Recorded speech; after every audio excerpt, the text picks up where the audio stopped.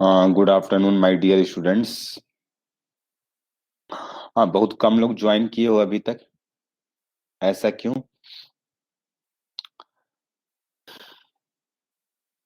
तो my dear student, आप लोग को जो सॉल्यूशन पार्ट था वो आपको मिल गया होगा। और आई होप आप उसको अच्छे तरीके से देखे भी होंगे। किसी को कोई कंफ्यूजन है उससे रिलेटेड तो पूछ सकते हो मेरे भाई। किसी को कोई कंफ्यूजन है तो उससे रिलेटेड तो पूछ सकते हो। ठीक है। तो आप एसएच वाले का सॉल्यूशन नहीं भेजे थे? अच्छा, एसएच वाले का सॉल्यूशन। Oh sorry. अच्छा, यहाँ पे बना देते हैं हम नीचे में। अभी तो वो पेज हम हटा दिए हैं। उसका हम नीचे में बना देते हैं एसएच वाले का। तो जस्ट लाइक क्लोरीन की जैसा बनेगा। ये क्वेश्चन था। इसका दो बनेगा और ये खुद भी एक रेजोनेटिंग स्ट्रक्चर ही है, लेकिन सच वाले का हम बताए थे रेजोनेटिंग स्ट्रक्चर उससे बोलेंगे।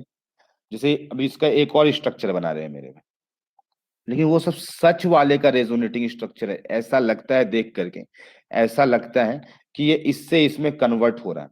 तो मेरे भाई ऐसा हो सकता है कि सल्फर के पास में वैकेंट डी ऑर्बिटल है, तो वो डी का इलेक्ट्रॉन लेगा। तो ये इलेक्ट्रॉन जब लेगा मेरे भाई, तो यहाँ पे एस एच सल्फर के ऊपर निगेटिव चार्ज आएगा। और ये अपना इलेक्ट्रॉन को लूज किया या बोल सकते हो दे दिया, तो ये ऐसा बनेगा। ये तब हुआ जब इसमें क्या हुआ, वैकेंट डी ऑर्बिटल में इलेक्ट्रॉन्स किया। अगर ये अपना लोन पेयर देता मेरे भाई, तो ये वाला इलेक्ट्रॉन्स दूर जाता और आपको दिखाई देता इससे जो बनता हुआ स्ट्रक्चर, ये CH2- बनता हुआ दिखाई देता। और यहाँ पे CH और सल्फर यहाँ पे अपना इलेक्ट्रॉन पेयर दिया, तो इसके ऊपर पॉजिटिव चार्ज आ जाता। ठीक है। ओवरऑल इसमें भी नेट चार्ज जीरो है, इसमें भी नेट चार्ज जीरो है, इसमें भी नेट चार्ज जीरो है। तो ये तीन स्ट्रक्चर्स पॉसिबल है। ठीक है। हाँ, ये तीनों सच वाले का रेजोनेटिंग स्ट्रक्चर है। कोई पूछेगा ये लोग दोनों आपस में क्या है, तो आपको क्या बोलना है? कोई बताओ हमें। इससे और इससे क्या बोलेंगे, इस दोनों के बीच में क्या रिलेशन है? कोई बता सकता सर कोई रिलेशन नहीं, है? Yes, different compounds. Yes, different compound से यही बात आपको बोलना है मेरे। वेरी गुड, आपने बहुत अच्छा जवाब दिया आप लोगों ने। ठीक है माय डियर स्टूडेंट, तो अब हम आगे बढ़ते हैं। इस पेज को हम हटा देते हैं और डिस्कशन को आगे बढ़ाते हैं। ठीक है।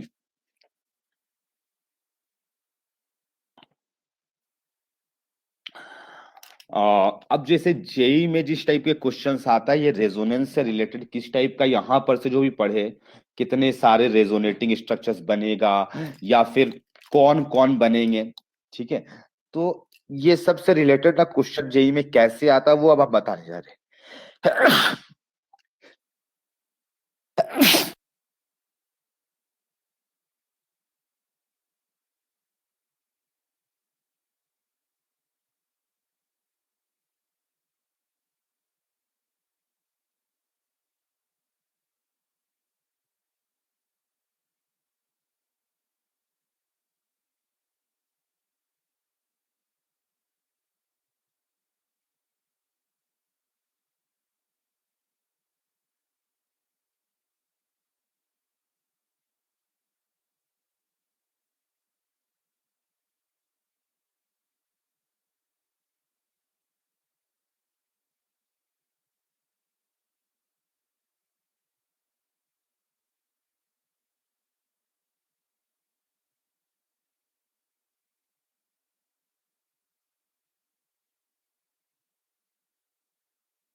आज नंबर ऑफ स्टूडेंट्स बहुत कम है। क्यों ऐसा? ऐसा ही था फिजिक्स, अभी इससे पहले शायद फिजिक्स क्लास था। ठीक है। तो क्या फिजिक्स क्लास में भी ऐसे ही अटेंडेंस था? No sir. तो फिर कहाँ चले गए वो सारे स्टूडेंट्स? केमिस्ट्री में इंटरेस्ट नहीं आ रहा है, क्या हो रहा है? चलो देखते हैं मेरे में। तो माय डियर स्टूडेंट्स, अब जो हमारा जो डिस्कशन है वो जेई पॉइंट ऑफ व्यू से रिलेटेड। एक्चुअली में तुमको अभी जो हम कराएंगे वो तुमको आता है पहले से, यानी हम लोग कर चुके वो काम। अब बस और बस उससे रिलेटेड कुछ प्रश्न कैसे फॉर्मेट में आते हैं, क्योंकि रेजोनेंस तो रेजोनेंस करने तो सीख गए, लेकिन क्या डायरेक्टली रेजोनेंस करने के लिए सवाल आएगा एग्जाम में? तो यस, वैसा भी क्वेश्चन आ सकता है। वैसा भी क्वेश्चन आ सकता है मेरे में कि बताओ इसमें से किस किस कंपाउंड्स में रेजोनेंस नहीं होगा। तो जैसे आपको हम करने जा रहे हैं, क्वेश्चन कराने जा रहे हैं, हो सकता है वो मल्टीपल ऑप्शन करेक्ट हो। ठीक है, विच of the following compounds which of the following compounds does not undergo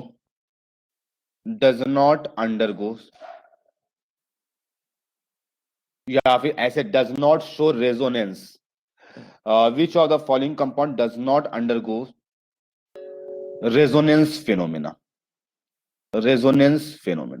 मतलब हम आपके सामने कुछ क्वेश्चंस रख रहे हैं, उसमें से आपको बताना है किस में रेजोनेंस होगा और किस में रेजोनेंस नहीं होगा। तो माय डियर स्टूडेंट, जैसे हम आपके सामने एक क्वेश्चन रखे, CH2 double bond CH double bond CH NH3+, हमें बताओ इस कंपाउंड में रेजोनेंस होगा या नहीं होगा। बस ये बताना है, जिसमें होगा उस पे आप टिक लगाएंगे। ठीक है, रेजोनेंस ऊपर में ऐसे लिख देते हैं, यहाँ पे रेजोनेंस, यहाँ पे ऐसे लिख देते हैं रेजोनेंस। ठीक है, जिसमें होगा उसमें टिक लगाएंगे और जिसमें नहीं होगा उस पे आप क्रॉस लगा देंगे। तो मेरे भाई जिस जिस पे होगा आप उसका नंबरिंग लिख देंगे, जिसमें होगा उसका लिखेंगे आप। ठीक है, मेरे भाई कुछ कंपाउंड्स आपके सामने रख रहे हैं और उस पे आपको बताना है क्या उस पे रेजोनेंस होगा या नहीं होगा, ये चीज आपको बताना है। ठीक है माय डियर स्टूडेंट्स, तीसरा नंबर क्वेश्चन मेरे में, CH2 डबल बॉन्ड CH, यहाँ पे BH3 माइनस। ठीक है मेरे भाई, अगला नंबर प्रश्न। ठीक है, इस तरीके से हम बहुत सारा क्वेश्चंस बना सकते हैं मेरे भाई, ऐसा कुछ भी नहीं, क्वेश्चंस बहुत सारा हम बना सकते हैं। ठीक है, आपको चीजों को समझना है, एनालाइज करना है और फिर देखना है क्या उस पर रेजोनेंस होगा या नहीं होगा।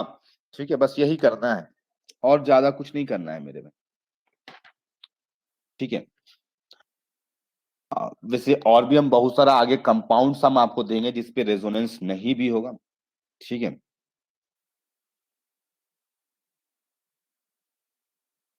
जैसे ये कंपाउंड है मेरे में, ये कंपाउंड है, ये सब में बताना है आपको रेजोनेंस होगा या नहीं होगा, बस देखना है आपको। ठीक है मेरे भाई, ये कंपाउंड में देखना है आपको रेजोनेंस होगा या नहीं। चलो बताओ, 5 क्वेश्चंस दिए, देखो माइंड में अब जैसा क्वेश्चंस आ जाए वो आपको बताना है कि इसमें रेजोनेंस होगा नहीं होगा। तो बताओ जल्दी जल्दी, चैट पे जवाब दो,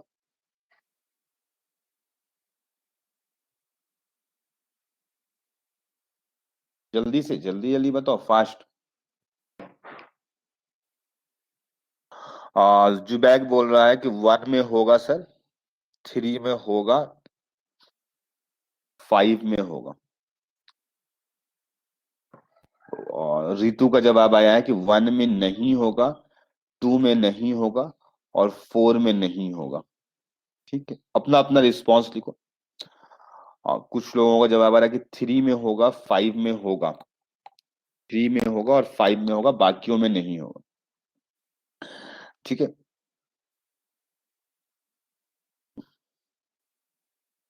और लोग बाकी लोग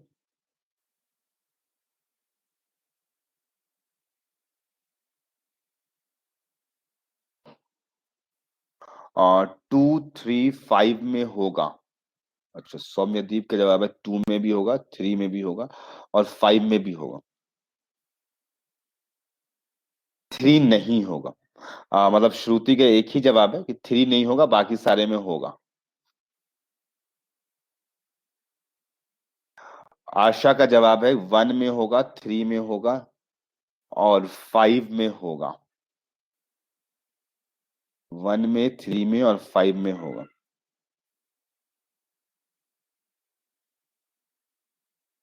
2 में नहीं। ठीक है, आई होप इतना रिस्पॉन्स काफी है हमें देखने के लिए। अब हम पहले आंसर लिख देते हैं, फिर देखना कितनों लोगों का सही है। मेरा भाई इसमें होगा, इस पे नहीं होगा, इसमें नहीं होगा, इसमें नहीं होगा और इसमें होगा। ठीक है, अब अपना आंसर आप लोग मिला ले। हमें तो लगता है किसी का भी परफेक्ट आंसर नहीं आया था। ठीक है, कुछ सही था कुछ रॉन्ग था। हाँ, अब हम रीजन देने जा रहे हैं कि किस में होगा किस पे नहीं होगा माय डियर स्टूडेंट। तो देखो यहाँ पे हो जाएगा, इस दोनों के बीच में तो होगा ना, इसके साथ में इसका नहीं होगा। हमको बस चेक करना है कहाँ पे रेजोनेंस है और कहाँ पे रेजोनेंस नहीं है, बस इतना ही मालूम करना था। तो मेरे भाई इधर नहीं है बट यहाँ पे तो है ना इस दोनों के बीच में, तो इसका मतलब इसमें रेजोनेंस होगा। ठीक है, तो फर्स्ट वाले में होगा। मेरे पास सेकंड वाले में चेक करो, ये कार्बन बीच का sp3 है, इधर भी sp3 है, यानी 8 इलेक्ट्रॉन्स कंप्लीट है और ये सबके सामने कोई कॉन्जुगेशन नहीं है। ये कार्बन आपको sp3 दिखाई देगा और 8 इलेक्ट्रॉन्स है मेरे, ये भी कार्बन आपको sp3। तो ये पाई बॉन्ड इधर से भी कंजुगेशन में नहीं है, इधर भी नहीं है, उसी तरीके से ऊपर वाला भी, और ये भी कॉन्जुगेशन में नहीं है, तो इस पे नहीं होगा। ठीक है, तो ये 1 और 2 का डिस्कशन हो गया। थर्ड वाला में अब तुम्हें डाउट आएगा, तो थर्ड वाले में क्या, ये बोरॉन का ऑलरेडी ऑक्टेट कंप्लीट है, तुम अच्छा से निहारो, माइनस चार्ज आया हुआ है और बोरॉन 4 बॉन्ड बनाया है, ऑक्टेट कंप्लीट है माय डियर स्टूडेंट्स। ये जवाब जो था, ये श्रुति का जवाब सही था कि एकदम कॉन्फिडेंटली कि इस पे नहीं होगा। यस, ये ऑक्टेट कंप्लीट है, ये माइनस चार्ज इसमें लोन पेयर नहीं है, ये तो सारा के सारा इलेक्ट्रॉन्स जो है वो बॉन्ड में इन्वॉल्व्ड है।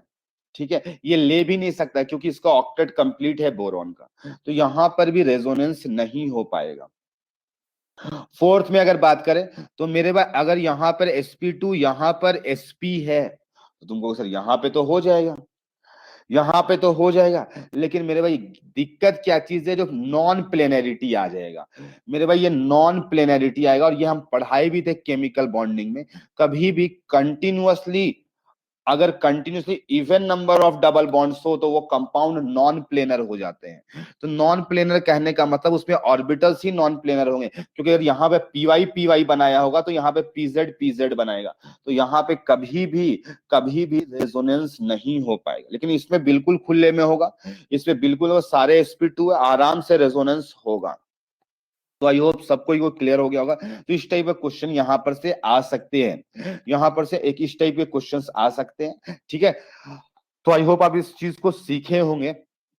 अब जो हमारे डिस्कशन, ये एक टाइप का क्वेश्चन हुआ।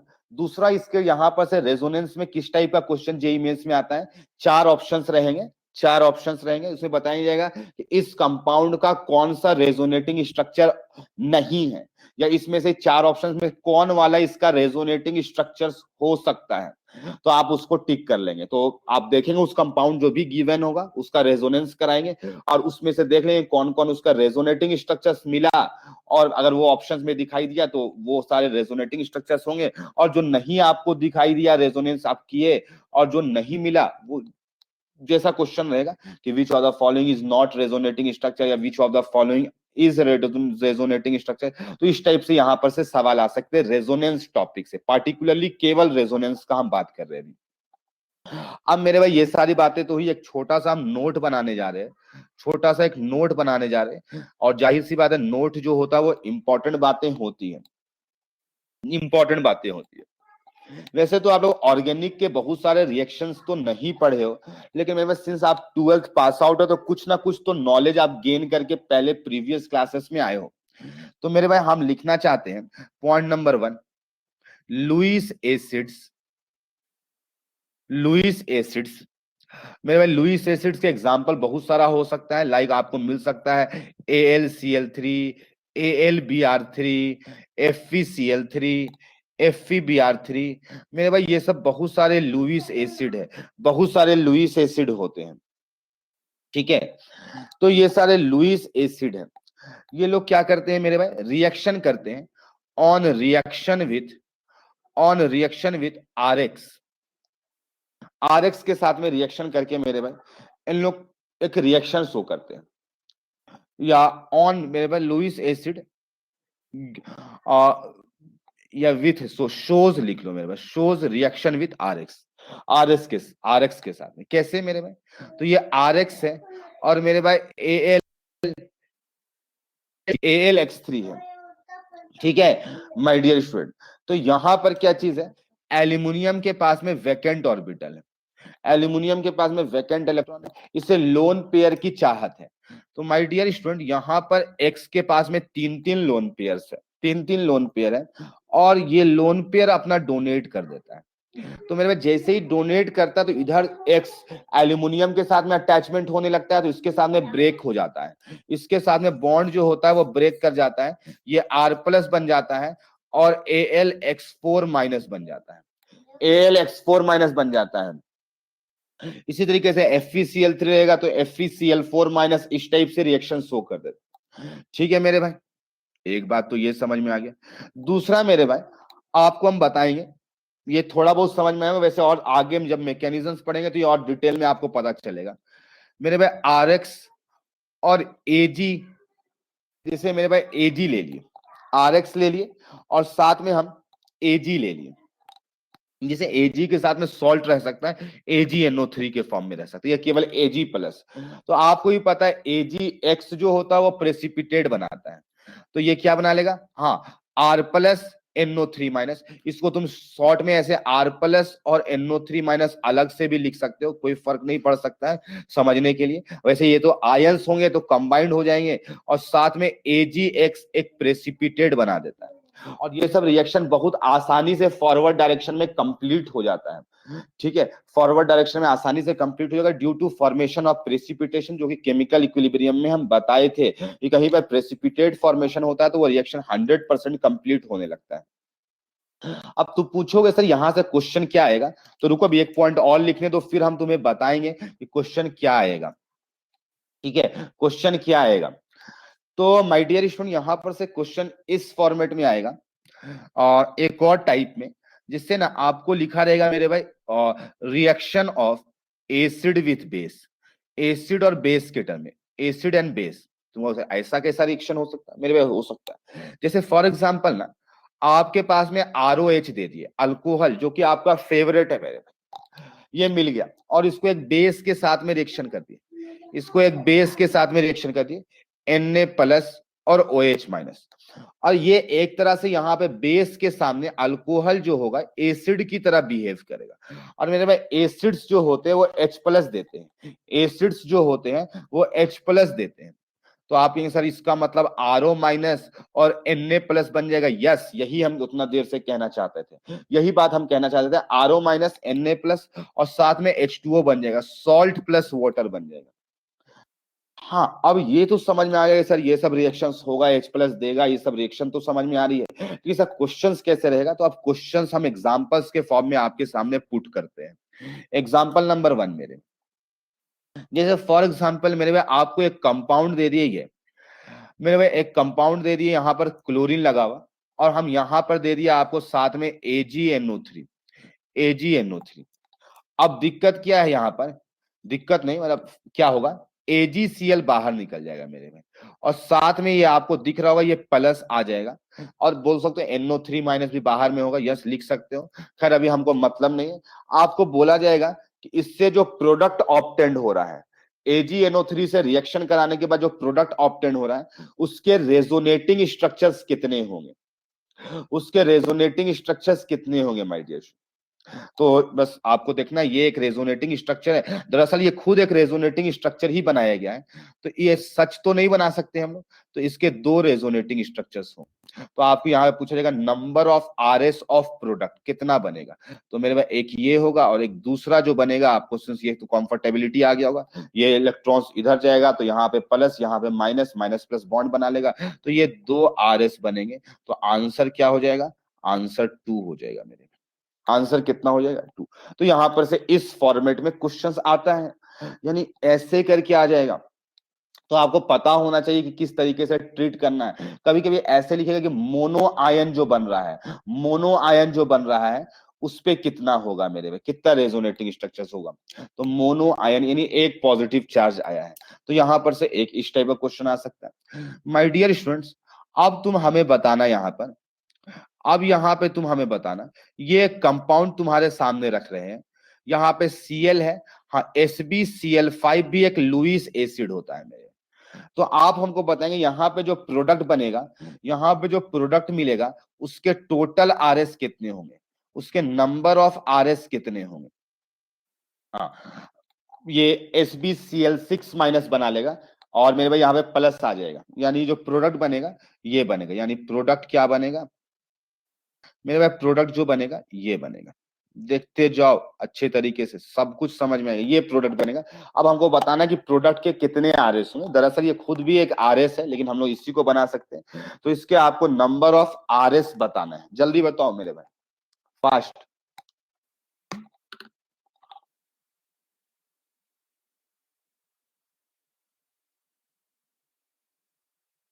थोड़ा जल्दी जल्दी बताना, लेट बिल्कुल नहीं करना है। अपने को जिंदगी में बहुत कुछ करना है, मालूम है ना।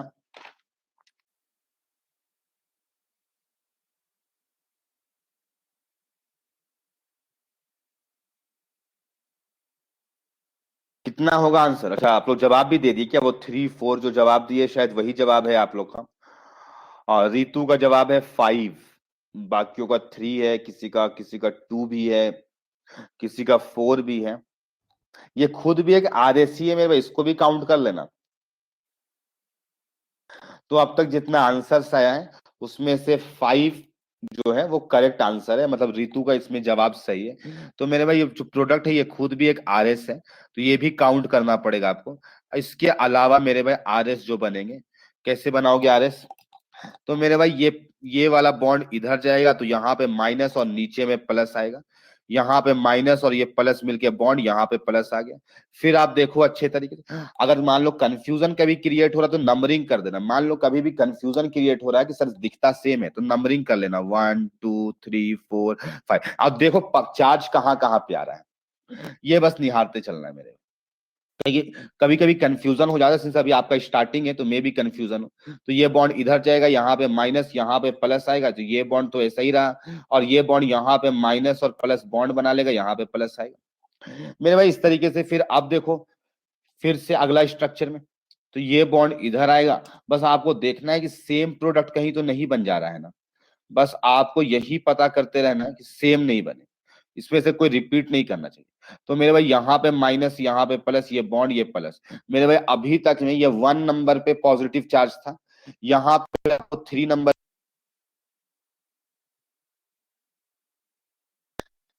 या फिर करोगे तो यहाँ पे पॉजिटिव चार्ज आएगा, यहाँ पे पॉजिटिव चार्ज आएगा, यहाँ पे पॉजिटिव चार्ज आएगा, तो यहाँ पे ये चला गया, यहाँ पे पॉजिटिव चार्ज आ गया। तो मेरे भाई 1 में आया, 3 में आया, 5 में आया, 2 में आया।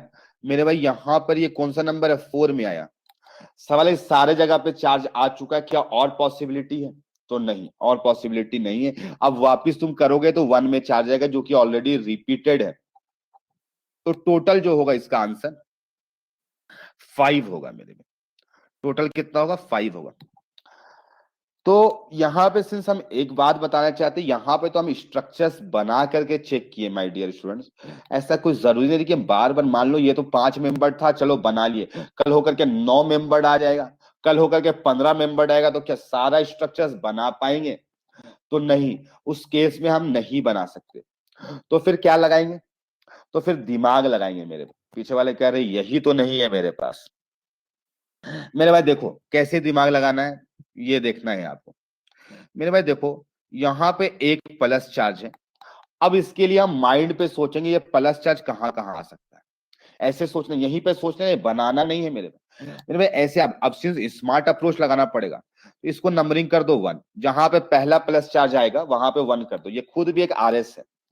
अब सोचो इसके बाद अगला प्लस चार्ज कहां पे आएगा, तो ये बॉन्ड इधर जाएगा तो यहाँ पे आएगा, ये दूसरा यहाँ पे आएगा, बस नंबरिंग करते जाना मेरे भाई। अब सोचो ये बॉन्ड यहाँ शिफ्ट कर गया, यहाँ पे प्लस चार्ज आ गया। अब ये प्लस चार्ज आया, ये बॉन्ड यहाँ शिफ्ट करेगा तो प्लस चार्ज यहाँ पे आएगा। पीछे वाले करे सर इसका मतलब हमको एक लाइन दिखाई दिया कि ऑल्टरनेट पोजीशंस पे आ रहे हैं।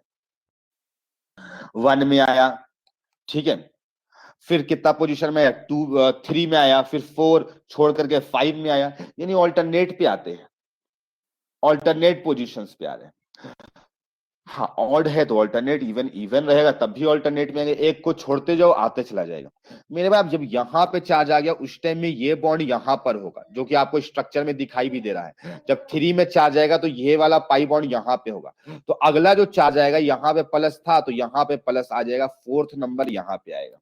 ऐसे सोचना पड़ेगा, इसको अगर दिखाई दे रहा है तो 4th नंबर देखो चार्ज यहाँ पे आया है मेरे भाई। अब आपको होगा कि सर यहाँ पे चार्ज आ गया जब, तो ये पाई बॉन्ड यहाँ पे होगा एक तो पहले वाला, पहले वाला यहाँ पे। तो मेरे भाई ये जब शिफ्ट करेगा तो अगला कहाँ पे आएगा, यहाँ पे आएगा, ये इधर जाएगा तो यहीं पे आएगा। तो ऐसे करके सोचो तो तुमको दिखाई देगा कि 5 बनेगा, 5 बनेगा। तो यानी कि ये स्मार्ट अप्रोच है जो आप कम टाइम में आसानी से सोच सकते हो कि चार्ज का मूवमेंट कहाँ कहाँ पे हो रहा है। बस इतना ही ध्यान रखो, ऑल्टरनेट पोजिशंस में आता है। और एक बात आपको हम क्लू देते हैं, यहाँ पर क्लू दे सकते हैं। तुम उधर क्या क्लू है? तो माय डियर स्टूडेंट, यहाँ पे क्लू ये कि odd number of carbon atoms कभी भी है ना, तो हमेशा उसके रेजोनेटिंग स्ट्रक्चर्स, जितने नंबर ऑफ कार्बन एटम्स होंगे विद इन द रिंग उतना ही बनेगा। मेरे भाई इसके अंदर में 5 कार्बन एटम्स थे, तो जितना नंबर ऑफ कार्बन एटम्स होगा उतना ही बनेगा। यानी अगर आपको 7 मेंबर का रिंग दे देते हैं ना यहाँ पे, और कॉन्जुगेशन पूरा रहता, तो वहां पर आपका 7 बनता आरएस। आप बना के भी घर में देख लेना, ठीक है, 7 बनेगा, ठीक है। और अगर 3 मेंबर रहेगा तो 3 ही बनेगा। तो आई होप जो लाइन अभी हम तुम्हें कहे वो समझ में आई होगी, ठीक है, कि अगर ऑड नंबर ऑफ रिंग है, पूरा कंटिन्यूअस कॉन्जुगेशन है, तो उतना ही नंबर ऑफ आरएस बनेगा। यानी हम आपको एक स्मार्ट अप्रोच एक माइंड पे दे दिए कि ऐसा बेवकूफी मत करना बार बार कि बार बार हम बना बना करके चेक करेंगे। हाँ, वो तो लास्ट ऑप्शन है, लेकिन मेरे पास उतना टाइम अपने पास में नहीं होता है जो हम उतना काम कर पाएंगे। तो इस टाइप से क्वेश्चंस आएगा माय डियर स्टूडेंट, तो आप सवाल को सॉल्व कर लेंगे। हम ये अभी आरएक्स वाले में बताए, हाँ क्लोरीन ले लिया, हो सकता है ब्रोमीन ले लेते तो भी हो जाता। अब हम आपको कुछ दिखलाना चाहते हैं, बेस वाला रिएक्शन, एसिड बेस वाला रिएक्शन। तो कुछ आपके सामने हम 2 एग्जांपल्स शायद अभी रखे थे, 2 एग्जांपल्स रखे थे। ये तीसरा नंबर एग्जांपल है। तीसरा नंबर, जो बहुत सारी बातें हम कह रहे होंगे मेरे भाई, तो उसको नोट आप लोग कर लीजिएगा अपना, ठीक है। उसको जैसे हम बहुत सारी चीज लिखेंगे नहीं, ठीक है, तो आप अपने वर्ड में, आप हिंदी में इंग्लिश में कैसे भी नोट कर सकते हो, जैसे कुछ कुछ बात कहते हैं। नहीं, प्रोडक्ट क्वेश्चन में नहीं दिया रहेगा, प्रोडक्ट क्वेश्चन में नहीं दिया रहेगा आपको, ठीक है। मेरे भाई यहाँ पर आपके सामने में फिनॉल ले लिए हैं, फिनॉल। और माय डियर स्टूडेंट, यहाँ पर हम आपके सामने एक बेस लिए NaOH, और आपको भी पता है यहाँ पे बेस क्या करेगा, O- बना देगा, H+ निकाल लेगा, या बोल सकते हो ये एसिड की तरह बिहेव करेगा, O-। तो आपको यहाँ पे अभी तो हम प्रोडक्ट दे रहे हैं, तो नंबर ऑफ RS निकालने के लिए आएगा, नंबर ऑफ RS निकालने के लिए तुम्हें दिया जाएगा, ठीक है। तो इसके RS निकालने होंगे तुम्हें, तो कैसे निकालेंगे माय डियर स्टूडेंट? तो फिर से एक ऑप्शन है कि सारा बना लो, सारा बना लो, या फिर एक ऑप्शन दूसरा है कि आप लॉजिक लगाओ, थोड़ा सा दिमाग लगाओ, बुद्धि लगाओ थोड़ा। तो हम कह रहे हैं हाँ, वो तो घर में भी आप बना सकते हो, जो नॉर्मल सा मेथड है। क्या होगा सर, ये ऑक्सीजन लोन पेयर देगा, ये बॉन्ड घूमेगा। वैसे चाहो तो बना सकते हो, O- है, इसके रेजोनेटिंग स्ट्रक्चर बनाओ और बताओ हमें कितना बनेगा। तो यहाँ पे ये बॉन्ड आएगा माय डियर स्टूडेंट, तो यहाँ पे जो बने करके मिलेगा, यहाँ पे आपको ये स्ट्रक्चर मिलेगा, double bond O- charge, lone pair के साथ में माइनस चार्ज आएगा, क्योंकि कार्बन को इलेक्ट्रॉन गेन हो रहा है। और माय डियर स्टूडेंट्स, अब क्या होगा, ये अपना लोन पेयर देगा यहाँ पे, ये बॉन्ड इधर घूमेगा, तो आप देखते ही देखते यहाँ पे बना लोगे, और यहाँ पे निगेटिव चार्ज आएगा। मेरे भाई यहाँ पर से ऐसे घुमाओगे इसे, तो यहाँ पर फिर से ऐसे बनेगा, यहाँ पे फिर से ऐसे बनेगा, और मेरे भाई यहाँ पे निगेटिव चार्ज आएगा, और फिर से एक और बनेगा, एक और बनेगा। तो अभी तो हम बना दिए, वैसे हमको बनाना तो नहीं चाहिए था मेरे भाई, लेकिन हम बना दिए कि देख लो तुम खुश हो जाओ। तो टोटल रेजोनेटिंग स्ट्रक्चर इसके 5 होंगे, यानी आंसर इसका 5 होगा। यानी पहले तो आंसर लिखो। बहुत लोग यहाँ पे आप लोग 4 बोल रहे हो, क्या पता कहाँ से आप लोग कैसे काउंट करते हो। आपको ये और ये अलग काउंट करना है, ये अलग है मेरे भाई, ये 2 डिफरेंट केक्यूल स्ट्रक्चर्स है, इसको आपको 2 काउंट करना है। तो आई होप आप बनाने के लिए भी सीख रहे होंगे ये सब चीज कैसे बनता है। तुमको सर आप तो बहुत फास्ट बना देते हैं, मेरे से तो फास्ट नहीं हो रहा। तो मेरे भाई ये तो फास्ट आपको लगेगा थोड़ा टाइम, करीब 1 महीना आपको इसमें कंफर्टेबिलिटी आने में लग जाता है। रेजोनेंस में आप कंफर्टेबल हो जाएंगे कुछ दिन के बाद, अभी नहीं, अभी आपको टाइम लग रहा हो सकता है हम जितना देर में 5 बनाए, हो सकता है आप उतना देर में 3 बना रहे होंगे। कोई दिक्कत नहीं, स्टार्टिंग में स्लो रहता है। हम पहले ही बोले थे ये थोड़ा सा डिफिकल्ट टॉपिक है मेरे भाई, ठीक है, लेकिन इंपॉर्टेंट टॉपिक है। अब स्मार्ट अप्रोच हम बताने जा रहे हैं, ठीक है। तो माय डियर, स्मार्ट अप्रोच में ये खुद भी एक RS है। तो निगेटिव चार्ज जहां जहां पे आएगा ना, उसको नंबरिंग करते जाओ। एक यहाँ पे आएगा पहला निगेटिव चार्ज, अब यहाँ पे ये जब लोन पेयर देगा तो ये बॉन्ड ऐसे घूमेगा, ये देगा तो ये घूमेगा, तो अगला निगेटिव चार्ज यहाँ पे आएगा। इवन हम तुमको बताए भी थे ऑल्टरनेट पोजीशंस में आता है। तो मेरे यहाँ पे निगेटिव चार्ज आएगा तो ये इधर बॉन्ड देगा तो ये बॉन्ड इधर घूमेगा, तो थर्ड नंबर यहाँ पे आएगा। यहाँ पे निगेटिव चार्ज आ गया, ये देगा मेरे भाई तो यहाँ पर आएगा। ये तो हम पहले ही कहे थे तुमको सर, हम यही तो अप्रोच लगाए थे और जवाब दिए थे हम आपको कि सर आप बोले थे ऑल्टरनेट में आएगा, हम 4 बोल रहे थे लेकिन आप बोलते 5 होगा। यस मेरे भाई, फिर यहाँ पे जब निगेटिव चार्ज आएगा ये फिर देगा और ये फिर ऊपर आएगा, यानी यहाँ पे रिपीटेशन होगा। देखो मेरे भाई यहाँ पे जब आया ना, आप स्मार्ट अप्रोच लगाए थे और 4 बोल दिए, तो यहाँ पे आने के बाद एक बार और घूमेगा, ये दोनों अलग अलग स्ट्रक्चर्स है, तो ये लास्ट वाला रिपीट होगा, ये 5 नंबर। तो टोटल यहाँ पे आंसर 5 होंगे। तो आई होप जो हम स्मार्ट अप्रोच आपको सिखाना चाहते थे, किस तरीके से प्रश्न आपको दिए जा सकते हैं, तो बहुत सारे यहाँ पर से क्वेश्चंस बन सकते हैं, यहाँ पर से बहुत सारे क्वेश्चंस बन सकते हैं माय डियर स्टूडेंट। ऐसा नहीं है कि बहुत कम बनेंगे, बहुत सारे बनाए जा सकते हैं अलग अलग, ठीक है। जुबैक ये वाला एकदम एग्जैक्ट नहीं सेट होगा हर जगह पे, तो इसीलिए हम जल्दी बताना नहीं चाहते हैं, ठीक है। जो आप लिख रहे हो, ठीक है, अगर लग जाएगा हर जगह पे तो लगा देना, नहीं लगता हुआ दिखाई देगा तो मत लगाना। तो इसका बहुत इसका एडवांस फॉर्म में और भी क्वेश्चंस बन सकते हैं, लेकिन हाँ अभी हम आपको जब बहुत ज्यादा और क्वेश्चंस का नंबर कम करा रहे हैं, हम बहुत सारा इसमें कंपाउंड देंगे, अप्रोच सब में सेम होगा। और एक तो पुराना अप्रोच तो आपको मालूम होना चाहिए किस टाइप से अप्रोच होगा जो आप कर सकते हो, ठीक है। अब मेरे भाई अब हम अब जो है अगला बात करने जा रहे हैं बेंजीनोइड आरएस पर, ठीक है। Total number of benzenoid RS निकालने के लिए अब हम आपको सिखाएंगे, बेंजीनोइड आरएस बनाने के लिए हम आपको सिखाएंगे, ठीक है। शायद अगर आप लोग कुछ थ्योरी के लिए ऑर्गेनिक में बुक रीड करना चाहते तो शायद अभी तक हम नहीं बताए होंगे थ्योरी के लिए। किसी को ऐसा लगता है जो कि या कोई बुक कोई फॉलो कर रहा है ऑर्गेनिक में, कौन सा बुक अगर कोई फॉलो कर रहा है तो कौन सा बुक फॉलो कर रहा है देख ले थोड़ा, या कोई कुछ नहीं कर रहा है, जो लोग कुछ भी कर रहा है तो आप हमें बता सकते हो कि सर हम ऑर्गेनिक के लिए ये बुक पहले खरीदे थे बट अब पढ़ते नहीं है, ऐसा भी बोल सकते हो मेरे भाई, है ना।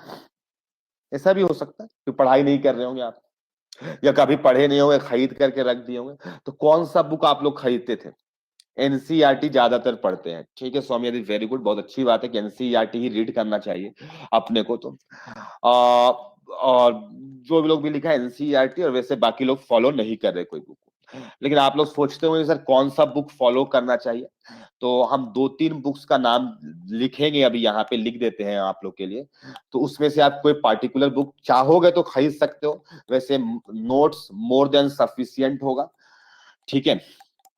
और अगर कोई बुक्स क्वेश्चंस बनाने के लिए सॉल्व करना चाहता है, क्वेश्चंस बनाने के लिए सॉल्व करना चाहता है, तो या तो हम आप लोगों को ग्रुप्स में कुछ भेज दिया करेंगे, मटेरियल्स भेज दिया करेंगे, या फिर आप MS चौहान का ऑब्जेक्टिव जो बुक आता है उसको आप बना सकते हैं, ठीक है। CDPS थोड़ा सा जो है आपका चैम्प का जो ऑर्गेनिक का और इनऑर्गेनिक का जो क्वेश्चन है, हम इनऑर्गेनिक में पहले भी बोले थे एस ब्लॉक और हाइड्रोजन के लिए आप एनसीईआरटी के ऑब्जेक्टिव क्वेश्चंस बना लेंगे, हम पहले भी कहे थे। और साथ में क्वेश्चन बैंक बना लेंगे आप, कम से कम रिसेंट 10 ईयर्स का आप लोग क्वेश्चन बैंक खरीद लेंगे मेरे भाई, क्वेश्चन बैंक खरीद लेंगे आप लोग, ठीक है। या फिर आप एनटीए का जो वेबसाइट है, एनटीए का जो वेबसाइट है उसका आपको चैप्टर वाइज क्वेश्चंस मिल जाता है, चैप्टर वाइज क्वेश्चन मिल जाता है, बहुत लोग देखा भी होगा।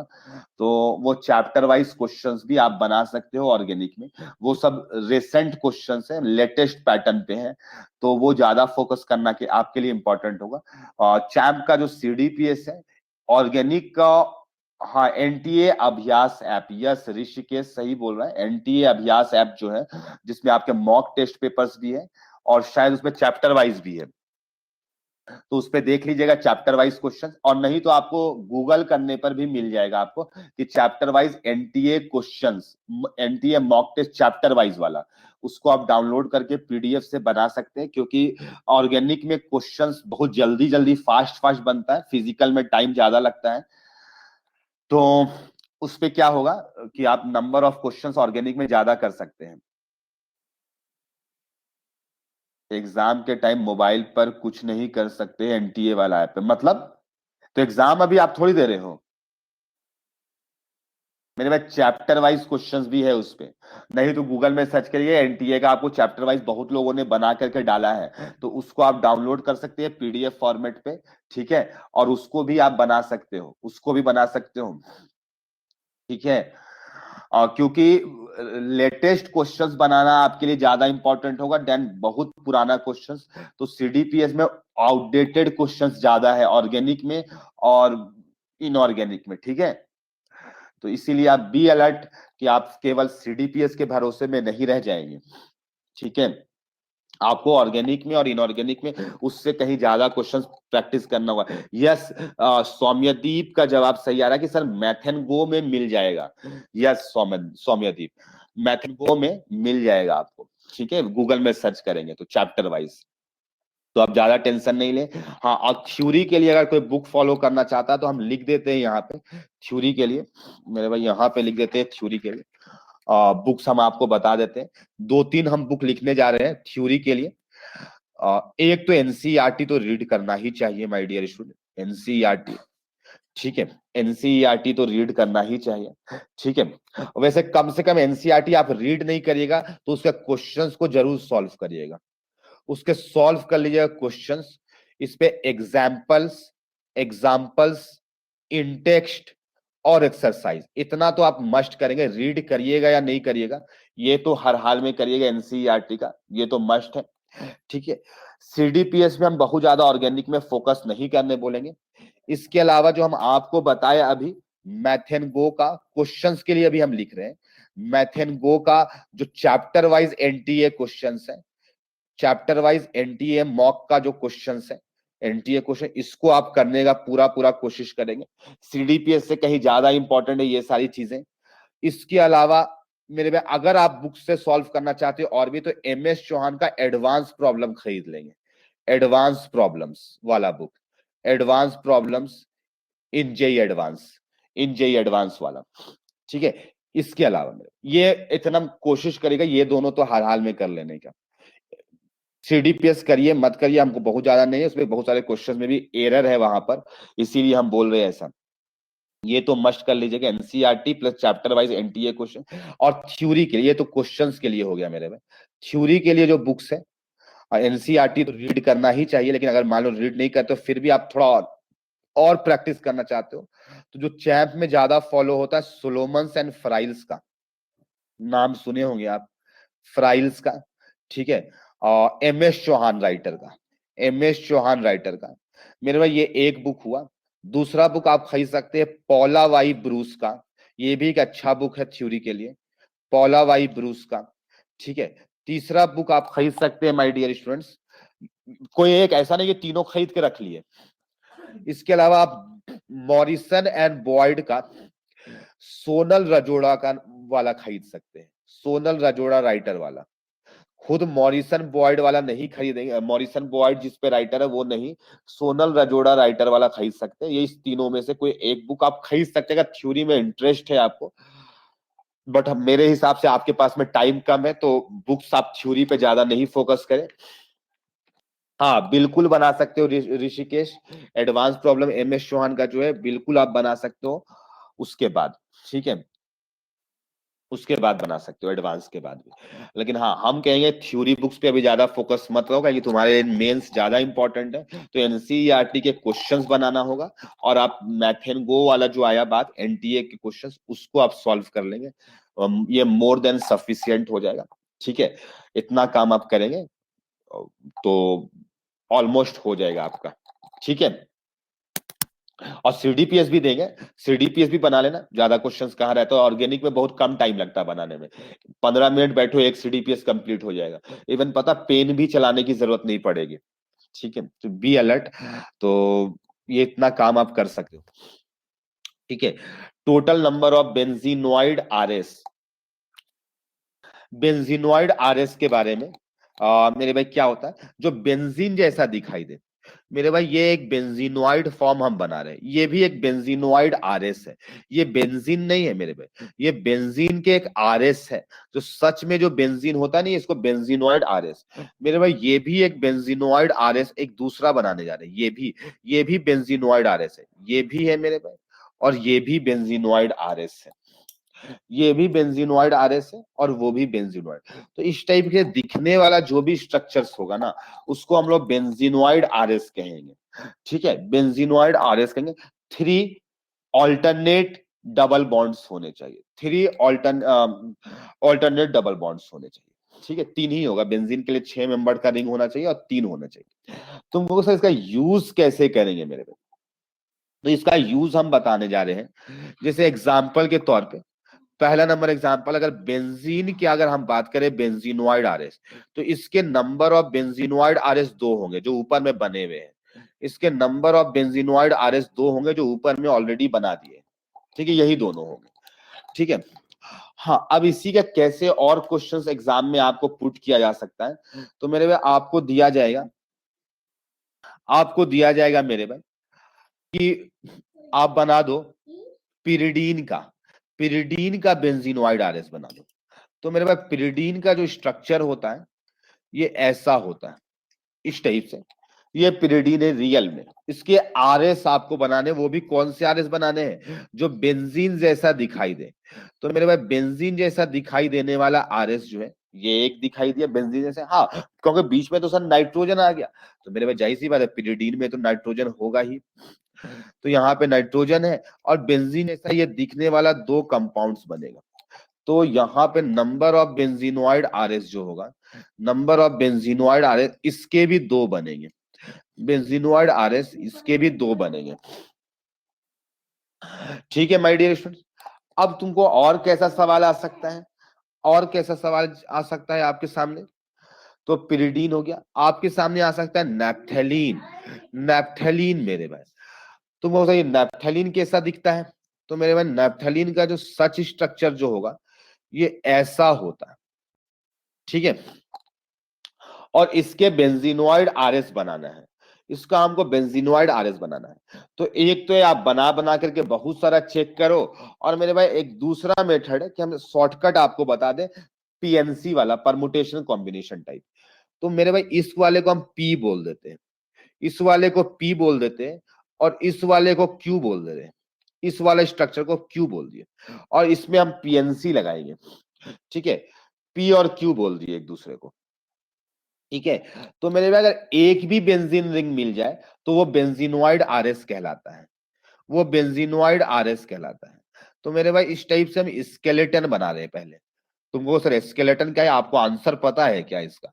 यस मेरे भाई, इसका आंसर हमको पता है कि कितना आएगा, इसीलिए हम उतना ही नंबर ऑफ स्केलेटन बना लिए। हम पहला वाला रिंग को चाहते हैं कि पी फॉर्मेट में हो, पहला वाला रिंग को चाहते हैं पी फॉर्मेट में हो। और मेरे भाई इस गोल का मतलब होता है ऑल्टरनेट डबल बॉन्ड्स, इस गोल का मतलब होता है ऑल्टरनेट। तो मेरे भाई क्या यहाँ पे डबल बॉन्ड देंगे? तो नहीं मेरे भाई, फिर यहाँ पे देंगे, और यहाँ पे दिए तो ऑल्टरनेट यहाँ हो गया, अब और नहीं दे सकते।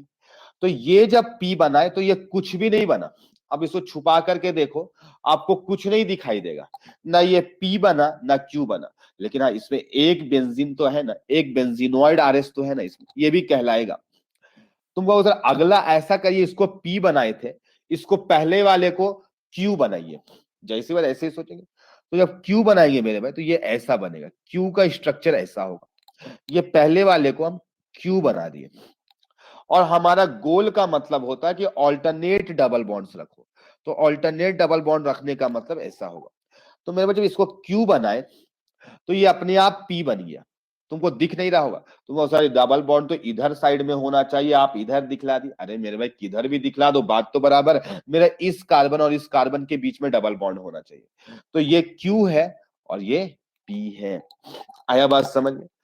तुमको सर ये पी बनाए फिर आप इसको क्यू बनाए, लेकिन जब पी बनाए तो ये कुछ नहीं बना, लेकिन जब क्यू बनाए तो ये पी बन गया। तो अब इसके बारे में सोचेंगे, ये पी बना तो ये क्यू भी तो बन सकता है। इसके लिए तो सारा पॉसिबिलिटी हो गया, पी या तो क्यू, पी या तो क्यू। मेरे भाई इसके लिए पॉसिबिलिटी बात करें तो ये भी पी या तो क्यू होगा।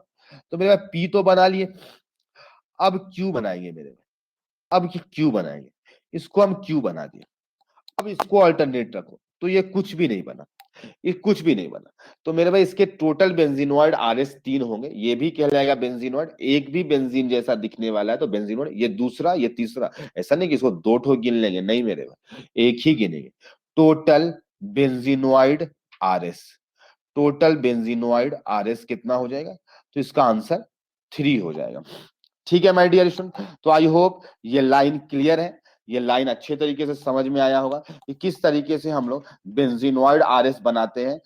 और दूसरा चीज, ये कैसे सोचना है, तो पीएनसी के जैसे पहले वाले को पी सोचो, फिर उसी को सोचो क्यू होगा, फिर अगले वाले को सोचो। मान लो यहाँ पे 3 रिंग बना देते तो फिर तीसरा भी आता तो उसको भी वैसे ही सोच रहे होते।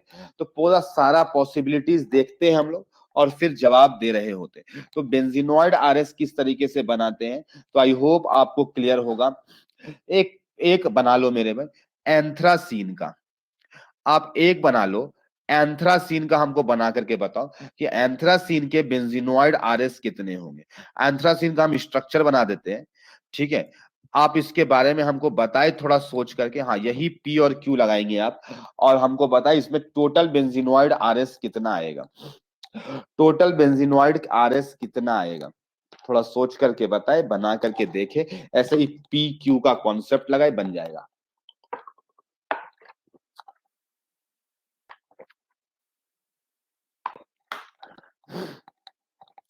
थोड़ा जल्दी जल्दी बनाना my dear students, fast fast एकदम।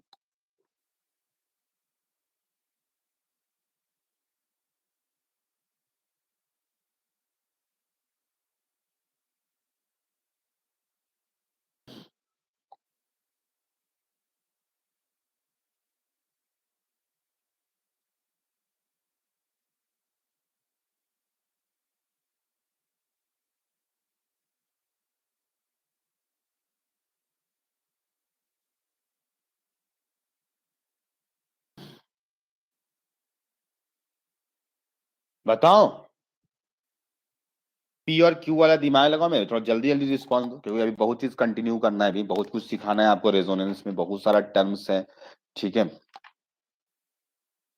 हम सोचे थे आज मेसोमेरिक इफेक्ट भी स्टार्ट कर देंगे, बट ऐसा लग रहा है कि आज नहीं हो पाएगा मेसोमेरिक इफेक्ट। ऋषिकेश का जवाब आ रहा है कि 4 बेंजीनॉइड आरएस होंगे, और ऐसा हमको लग रहा है कि उसने जवाब जो दिया वो बिल्कुल सही जवाब दिया है, गलत जवाब नहीं है वो, राइट आंसर उसका है।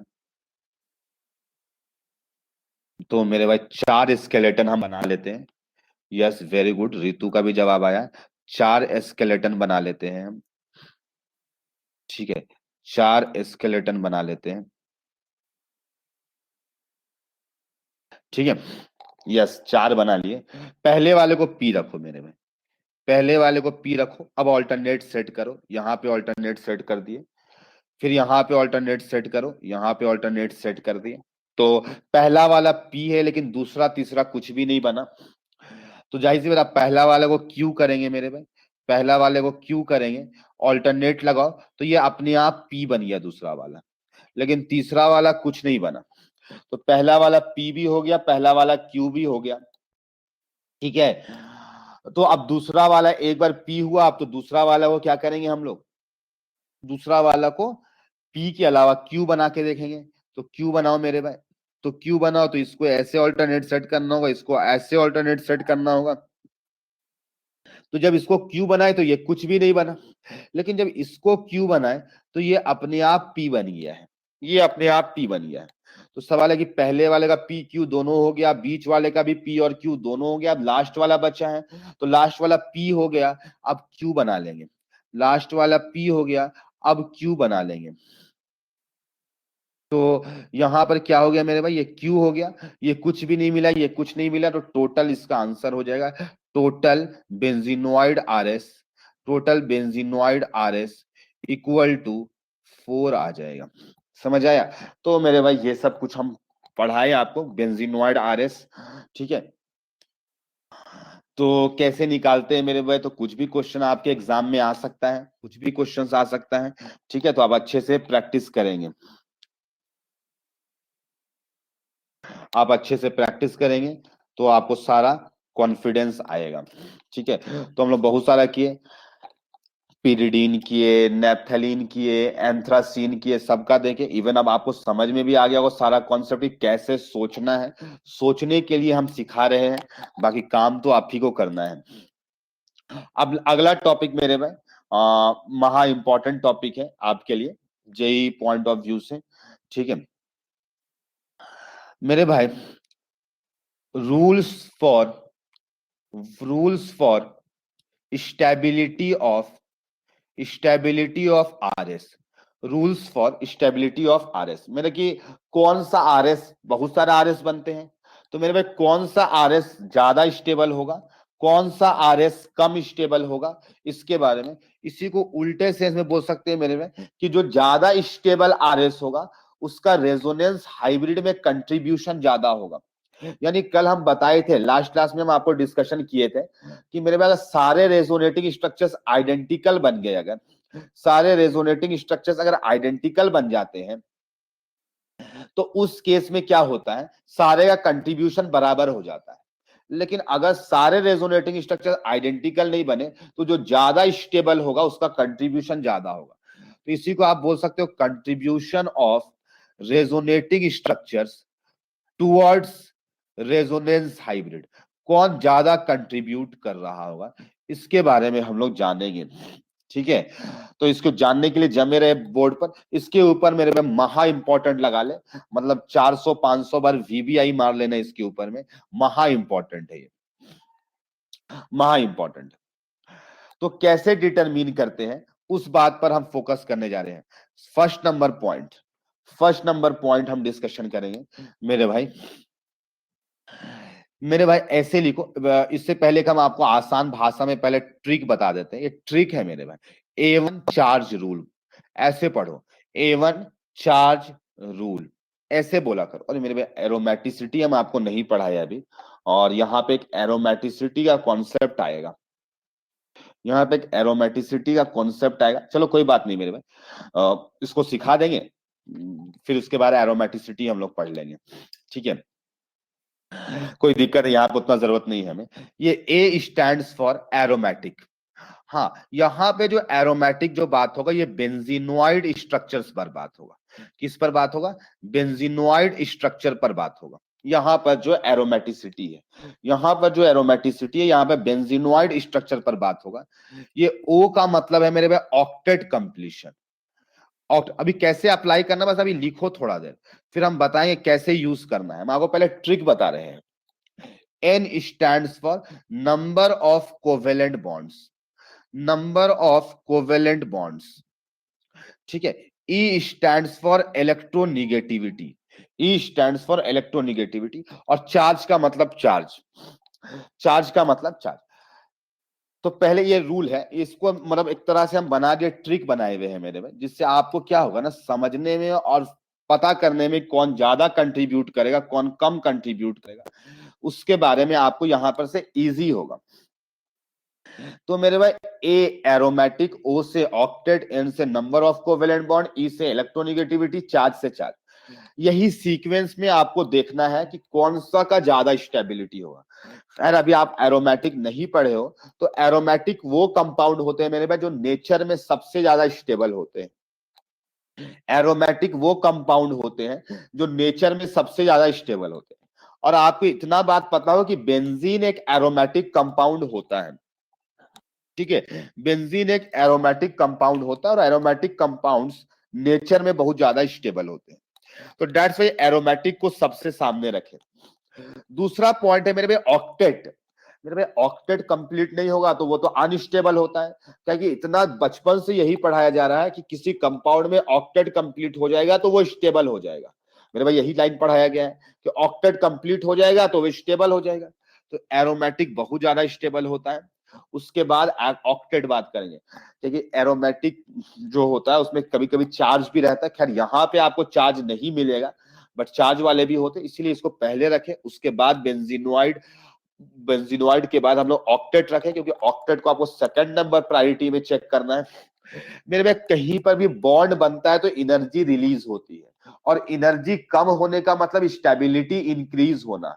एनर्जी अगर कहीं भी डिक्रीज होता है तो स्टेबिलिटी इंक्रीज होता है। फॉर एग्जांपल मैं तुमको सर हमको फील नहीं आ रहा है कि एनर्जी कम होगा तो इसका स्टेबिलिटी बढ़ जाएगा। मेरे भाई ऐसा करो अब कि 20 फीट का एक वॉल है पतला सा, लेट से वो 5 इंच का वॉल है। आप 5 इंच समझ गए, ब्रिक्स जो होता है वो 5 इंच का होता है, वो 20 फीट का है। और मेरे भाई एक ऐसा है कि वो 1 फीट का है, 5 इंच का वॉल। आप किस में चलना ज्यादा कंफर्टेबल होगा? तो जाहिर सी बात है जो 1 फीट वाला है। 20 फीट वाला में कंफर्टेबिलिटी आपको नहीं आएगी। हम पूछेंगे क्यों नहीं आती है तो कहोगे तुम सर डर लगता है। डर क्यों आया? क्योंकि वहां पे तुम्हारा mgh जो है हाइट बहुत ज्यादा हो गया, पोटेंशियल एनर्जी बहुत ज्यादा हो जाता है। तो अगर एनर्जी ज्यादा हो जाता है तो स्टेबिलिटी कम हो जाता है। तो जहां पे बॉन्ड्स बनता है ना, तो बॉन्ड्स बढ़ जाता है इसीलिए। और आपको पता होना चाहिए ये भी बात अच्छे तरीके से। इलेक्ट्रोनिगेटिव रिपीट कीजिए ना, अभी डिस्कनेक्ट हो गया था। तो यहाँ पे ऑक्टेट बहुत इंपॉर्टेंट है ऋषिकेश। ऑक्टेट कंप्लीट होना मस्ट है, मतलब मस्ट की तरह बोल सकते हो कि ऑक्टेट कंप्लीट होगा तो उस कंपाउंड को हम ज्यादा स्टेबल बोलेंगे। जिस कंपाउंड में कोवेलेंट बॉन्ड्स का नंबर ज्यादा होगा इसका मतलब वहां पे क्या चीज है, एक्सोथर्मिक रिएक्शन है, एनर्जी रिलीज हो रही है तो स्टेबिलिटी बढ़ रही है, तो वो कंपाउंड ज्यादा स्टेबल है। इससे ज्यादा प्रायोरिटी किसका है? ऑक्टेट का है, क्योंकि ऑक्टेट कंप्लीट होना ज्यादा इंपॉर्टेंट है देन फॉर्मेशन ऑफ बॉन्ड। मेरे भाई ई से इलेक्ट्रोनिगेटिविटी, तो इलेक्ट्रोनिगेटिव एटम के ऊपर क्या चाहोगे तुम? निगेटिव चार्ज रखना चाहोगे या पॉजिटिव चार्ज रखना चाहोगे? क्या पसंद करोगे? निगेटिव। तो यस, तो आपको इलेक्ट्रोनिगेटिव एटम में अगर कहीं पर निगेटिव चार्ज दिखाई दे तो वो ज्यादा स्टेबल हो जाएगा। मेरे पास चार्ज, ये चार्ज का मतलब है चार्ज सेपरेशन, ऑपोजिट चार्जेस के बीच में चार्ज सेपरेशन। आई होप आपको पता होना चाहिए कि ऑपोजिट चार्ज अट्रैक्ट करते हैं तो चार्ज का सेपरेशन कम होना चाहिए, लेकिन लाइक चार्जेस जब होते हैं तो वो रिपेल करते हैं, वो दूर दूर होने चाहिए। तो चार्ज का मतलब ये है। तो इसको हम पॉइंट्स के फॉर्म में लिखेंगे, ठीक है। द रेजोनेटिंग स्ट्रक्चर या द कंपाउंड जिसपे ज्यादा सारा बेंजीनोइड आरएस होंगे, ठीक है। द कंपाउंड हैविंग, या आप लिख सकते हो the structure having more number of benzenoid forms are मोर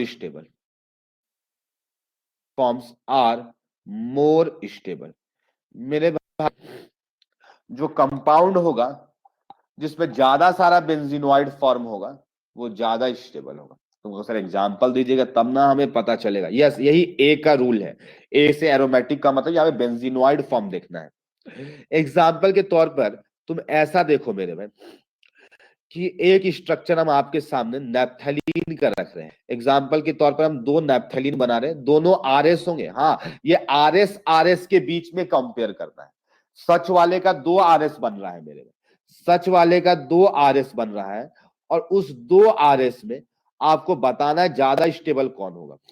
तो आपको दिखाई देगा कि इसमें ये भी बेंजीनोइड आरएस है, और मेरे भाई अच्छा से निहारो तो ये भी बेंजीनोइड आरएस है। दिखाई दिया, 2 बेंजीनोइड है। ये दोनों खुद किसी ना किसी का आरएस है, नैप्थेलीन का आरएस है। तो यहाँ पे आरएस में 2 बेंजीनोइड फॉर्म्स है, लेकिन इस आरएस में केवल आपको बेंजीन जैसा शकल दिखने वाला एक ही दिखाई देगा, तो ये एक बेंजीनोइड है। तो मेरे भाई आपको क्या बोला गया, जिसमें ज्यादा सारा बेंजीनोइड होगा वो ज्यादा स्टेबल होगा। तुमसे अगर पहले भी हम पूछते तो यही जवाब दे रहे होते। समझ आ गया मेरे भाई? तो एक एग्जांपल तुम्हारे सामने पुट के कैसे यूज करना है, आई होप ये भी लाइन तुमको समझ में आ गया होगा। तो ए से एरोमेटिक का एप्लीकेशन क्लियर हो गया। ओ से ऑक्टेट कंप्लीशन का हम बात करने जा रहे हैं मेरे भाई। क्या का बात करने जा रहे हैं? Octet completion. The compound having या आरएस भी लिख सकते हो, having all atoms have complete octet are relatively more stable. मेरे भाई वो ज्यादा स्टेबल होगा। तुम खुद कह सकते हो यस सर एकदम बिल्कुल ऑक्टेट कंप्लीशन तो मस्ट है, ऑक्टेट कंप्लीशन तो मस्ट है। तो मेरे भाई जैसे एग्जांपल के रूप पे ऐसा देखो जैसे CH2 प्लस और OH है, और मेरे भाई यहीं पर एक रेजोनेंस भी हो रहा है lone pair with vacant orbital का। ऑक्सीजन अपना लोन पेयर दे देगा वैकेंट ऑर्बिटल को, तो रेजोनेंस होगा, लेकिन लोन पेयर देगा तो इसके ऊपर प्लस चार्ज आएगा। तो मेरे भाई यहां पे इस कार्बन का ऑक्टेट इनकम्प्लीट है, तुम निकाल करके देखो, ऑक्टेट इनकम्प्लीट है, वैकेंट ऑर्बिटल है, ऑक्टेट इनकम्प्लीट है, CH2 प्लस है, टोटल 6 इलेक्ट्रॉन इसके पास।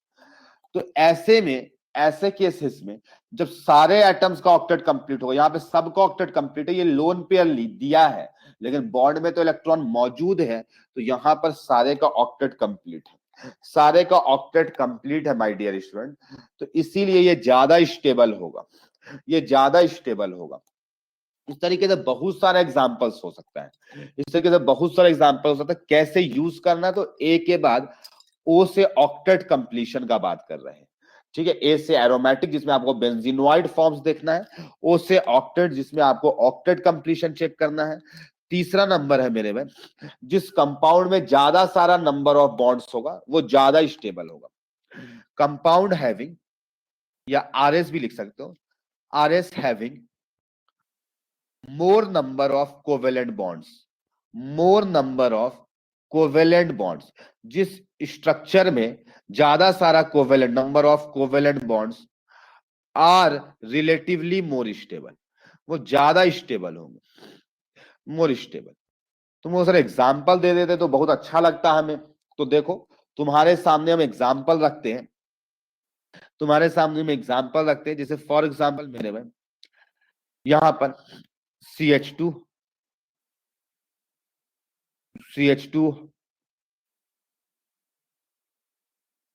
Double bond CH,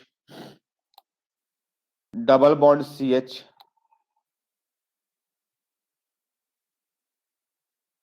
example set करने दो माय डियर स्टूडेंट।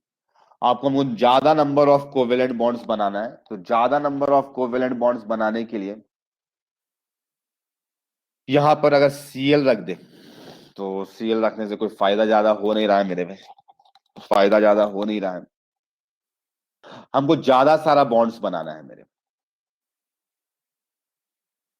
ज्यादा सारा बॉन्ड्स हो, ऐसा स्ट्रक्चर हो जिसपे मोर नंबर ऑफ बॉन्ड्स हो जाए। तो CH2 डबल बॉन्ड CH इस एग्जाम्पल को काट देते हैं मेरे। दूसरा एग्जाम्पल तुम्हारे सामने रखते हैं, ठीक है। C है और मेरे पास C के ऊपर माइनस चार्ज है, ठीक है। CH2 माइनस है और Cl है, CH2 माइनस है और Cl है, ठीक है। CH2 माइनस और Cl, ये दोनों का ऑक्टेट कंप्लीट है। यही सीक्वेंस में आप देखेंगे, ऑक्टेट कंप्लीशन ज्यादा इंपॉर्टेंट। इसी में एक और RS बनेगा मेरे भाई, ये वाला CH2, जिसमें Cl इलेक्ट्रॉन गेन कर लेगा, है ना। आपको पता है वैकेंट d ऑर्बिटल में ले लेगा। A और B है, तो A और B में ज्यादा स्टेबल कौन होगा, तो कहोगे सर यहाँ पे ऑक्टेट तो दोनों का कंप्लीट है, ऑक्टेट तो दोनों का कंप्लीट है, तो जिसमें ज्यादा सारा कोवेलेंट बॉन्ड होगा उसका ज्यादा स्टेबिलिटी होगा, तो B ज्यादा होगा A से, B ज्यादा होगा A से, ठीक है। B कंपाउंड जो होगा वो ज्यादा स्टेबल होगा A से। तो N से आपको समझ में आ गया। चौथा नंबर पॉइंट है मेरे में, इलेक्ट्रोनिगेटिव एटम में निगेटिव चार्ज होना चाहिए। The RS in which more electronegative atom contains negative charge are more stable, तो वही रूल को लगा रहे, AON वही सीक्वेंस में चल रहा है, स्टेबल, ठीक है। यही सीक्वेंस में आप भी चेक करेंगे। एग्जाम्पल के रूप पे आप देख सकते हो, जैसे फॉर एग्जाम्पल में वह इलेक्ट्रोनिगेटिव एटम पे निगेटिव चार्ज हो, तो HCO माइनस और डबल बॉन्ड CH2, ये एक ही स्ट्रक्चर है। और यही ऑक्सीजन अपना लोन पेयर दे देगा मेरे भाई, अगर ऑक्सीजन अपना लोन पेयर दे देगा तो CO CH2 माइनस बन जाएगा, CO CH2 माइनस बन जाएगा। इसका नाम A दे दिए, इसका नाम B दे दिए, ठीक है। तो मोर इलेक्ट्रोनिगेटिव एटम ऑक्सीजन होता है रेदर देन कार्बन, तो यहां पे ज्यादा स्टेबल A हो जाएगा एज कंपेयर्ड विद B। तो पहले चेक किए ऑक्टेट, सबका ऑक्टेट कंप्लीट था। तो वो सर एरोमेटिक का ही नहीं चेक करता, अरे मेरे रिंग होगा तभी एरोमेटिक होगा, या बेंजीनोइड बेंजीन जैसा दिखना भी तो चाहिए, दिख रहा है क्या? तो ऑक्टेट चेक किया, सबका ऑक्टेट दोनों कंपाउंड में कंप्लीट था। Number of covalent bonds equal है सारे के सारे। तो हम लोग चेक करेंगे इलेक्ट्रोनेगेटिविटी ई में आ गया। और नेक्स्ट और लास्ट पॉइंट है मेरे भाई ये, कि जिस आरएस में क्या हो, like charges, the RS in which like charges are away, मेरे भाई जिस पे लाइक चार्जेस अवे हो, एंड अनलाइक चार्जेस क्लोजर हो, ठीक है, क्लोजर हो, आर मोर स्टेबल। ऐसा अवे होना चाहिए लाइक चार्जेस, और अनलाइक चार्जेस क्या होना चाहिए, स्टेबल होना चाहिए। जैसे मेरे भाई एक कंपाउंड आपको होमवर्क दिए थे, एनिलीन, इसके आरएस बनाना चाहते हैं मेरे, ये भी कंपाउंड है, इसके आरएस बनाएंगे अगर, तो मेरे भाई एक आरएस यहाँ पे बना था NH2+, ये लोन पेयर दिया था, तो यहाँ पे माइनस चार्ज आया था। इसी के एक और आरएस मेरे भाई आप देखो, इसी का एक और आरएस अच्छा से निहारो, तो यहाँ पे जब निगेटिव चार्ज आएगा, ये देगा ऐसे, तो यहाँ पे आएगा मेरे, तो यहाँ पे लाइक चार्जेस है जिसे ए और बी नाम दिए। तो ए और बी में ज्यादा स्टेबल कौन होगा, तो यहाँ पे अनलाइक चार्जेस पास में है, अनलाइक चार्जेस यहाँ पे दूर में है, तो अनलाइक चार्जेस क्लोजर होने चाहिए। तो मेरे भाई बी कम स्टेबल होगा ए से, यानी ए ज्यादा स्टेबल होगा कि क्लोजर है, इस पे ज्यादा दूरी आ गया है मेरे भाई। तो आई होप जो चीज हम तुम्हें बताएं वो अच्छे तरीके से तुम्हें अच्छे समझ में आई होगी कि क्या कहना चाहते हैं हम, ठीक है। किसी भी टाइप का इस पे कंफ्यूजन नहीं होना चाहिए, ठीक है। हाँ, इससे क्वेश्चंस बहुत सारे आते हैं, तो आपको अच्छा लेवल पे इस पे प्रैक्टिस करना पड़ेगा, इस पे आपको एक अच्छा लेवल पे प्रैक्टिस करना पड़ेगा माय डियर स्टूडेंट्स, ठीक है। जब प्रैक्टिस करोगे तभी ये सारा चीज समझ में आएगा। तो माय डियर स्टूडेंट, हम कुछ प्रश्न आपके सामने रखना चाहेंगे, मेरे भाई, और जिससे आपको इस पे कमांड आएगा, ठीक है। तो क्वेश्चन लिखो, arrange the following in decreasing order of stability, decreasing order of stability. आपको डिक्रीजिंग ऑर्डर ऑफ स्टेबिलिटी पे अरेंज करना है, कुछ सवाल आपके सामने हम रख रहे हैं जो बहुत फेमस क्वेश्चंस है मेरे भाई, जो जेई पॉइंट ऑफ व्यू से इंपॉर्टेंट भी है, ठीक है, तो हम चाहते हैं आपसे शुरुआत करें कुछ प्रश्नों के साथ। CH2-, और मेरे भाई यहाँ पर जो है N2+, ये जेई में आया हुआ प्रश्न हम दे रहे हैं, मेरे में। यहाँ पे CH2, N double bond N, यहाँ पे मेरे भाई नेट चार्ज 0 करना है, तो यहाँ पे नाइट्रोजन के ऊपर प्लस, यहाँ पे नाइट्रोजन के ऊपर माइनस लगा दो, ठीक है मेरे भाई। इसी तरीके से यहाँ पर जो है CH2, CH2-, ये N डबल बॉन्ड N, ठीक है, N डबल बॉन्ड N, यहाँ पे नाइट्रोजन के ऊपर प्लस कर दो, ठीक है मेरे भाई। ये जेई में आया हुआ क्वेश्चन है, ठीक है, बहुत फेमस क्वेश्चन है ये। और मेरे भाई यहाँ पर CH2+, ये N डबल बॉन्ड N-, तो ये ABCD कर दो, ABC, और ये D कर दो। इसको चारों को अरेंज करना है स्टेबिलिटी ऑर्डर पे, कि क्या स्टेबिलिटी ऑर्डर आएगा मेरे में। अच्छा प्रश्न है, मजा आएगा आपको बना करके, ठीक है, अच्छा लगेगा मेरे।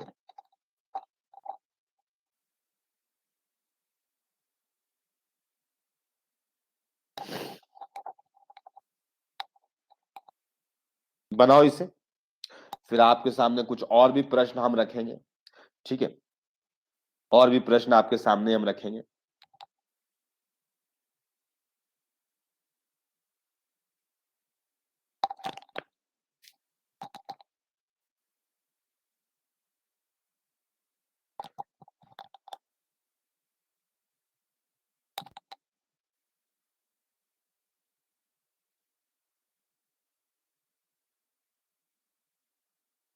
और ऋतु का जवाब है BADC। ठीक है, चलो चेक करते हैं। तो यहाँ पे एक दो लाइन देखो, यहाँ पर सबसे पहले एरोमेटिक वाला केस में तो कोई नहीं जाएगा। ठीक है, ऑक्टेट कंप्लीशन में बात करें तो मेरे पास जिसमें ऑक्टेट कंप्लीट होगा वो ज्यादा स्टेबल होगा, जिसमें ऑक्टेट इनकम्प्लीट होगा वो लेस स्टेबल होगा। तो यहाँ पर CH2 प्लस है, यहाँ पे N प्लस है, तो ये लोग दोनों में ऑक्टेट इनकम्प्लीट है। C और D में देखो, यहाँ पर CH2 प्लस है, यहाँ पे 6 इलेक्ट्रॉन है, नाइट्रोजन का भी यहाँ पे 6 इलेक्ट्रॉन्स है। तो यहाँ पे इतना पता चल गया कि A और B में सारे का ऑक्टेट कंप्लीट है, तो C और D से ज्यादा स्टेबल होगा A और B। अब हमको कंपैरिजन करना रह गया A और B में और C और D में। तो A और B में देखो अच्छे तरीके से, A अब जैसे आया कंप्लीट, तो दोनों में ऑक्टेट कंप्लीट है। उसके बाद देखेंगे number of covalent bonds equal है दोनों में, number of covalent bonds A और B में इक्वल है। फिर क्या देखेंगे, इलेक्ट्रोनिगेटिव एटम पे निगेटिव चार्ज, नाइट्रोजन में तो प्लस दोनों में है, निगेटिव चार्ज इलेक्ट्रोनिगेटिव एटम पे, नाइट्रोजन और कार्बन, ज्यादा इलेक्ट्रोनिगेटिव कौन है, तो जाहिर सी बात है नाइट्रोजन है। तो A और B में कौन जीतेगा, तो यहां से फाइनली A और B में आपको दिखाई देगा B ज्यादा होगा A से। अब कंपैरिजन करना है C और D में ज्यादा कौन होगा, तो C और D में देखो, तो यहां पर फिर से वही रूल, ऑक्टेट तो चेक हो गया, number of covalent bonds equal है, ON हो गया, इलेक्ट्रोनिगेटिव एटम पे निगेटिव चार्ज, मेरे भाई यहाँ पे कार्बन लेस इलेक्ट्रोनिगेटिव है और यहाँ पे नाइट्रोजन मोर इलेक्ट्रोनिगेटिव है। तो कार्बन के रहते हुए नाइट्रोजन में कैसे पॉजिटिव चार्ज आ सकता है, तो नाइट्रोजन में आना ज्यादा अच्छा होगा, यानी BADC होगा, BADC आंसर होगा। तो ये एक अच्छा क्वेश्चन है माय डियर स्टूडेंट, जो कि JEE पे आया हुआ है, आपको अच्छा लगा होगा जान करके। ठीक है मेरे भाई, प्रश्न नंबर 2। ठीक है, प्रश्न नंबर 2 देखो, अच्छा से देखना, ठीक है, अच्छा लगेगा आपको बना करके। मेरे भाई यहाँ पे ये प्लस चार्ज है और यहां पर एक और स्ट्रक्चर है, यहां पे प्लस चार्ज है। ये सेकंड नंबर क्वेश्चन है, जल्दी जल्दी बनाना है मेरे भाई। सेकंड नंबर में ये इसको बोलो A बोलो, इसको B बोलो, आंसर लिखने टाइम A B कर सकते हो, वैसे दो ही है तो इसमें A B करने का उतना जरूरत नहीं है। आप बता देना ज्यादा स्टेबल कौन होगा, A होगा या B होगा, बस इतना ही जवाब देना है मेरे भाई। A होगा या ज्यादा B होगा वही बताना है आपको। फटाफट बताओ मेरे भाई।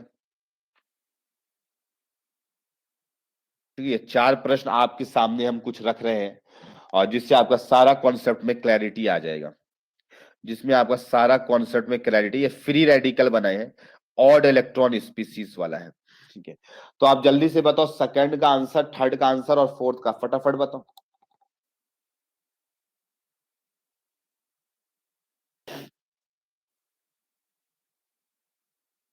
जल्दी जल्दी बताओ।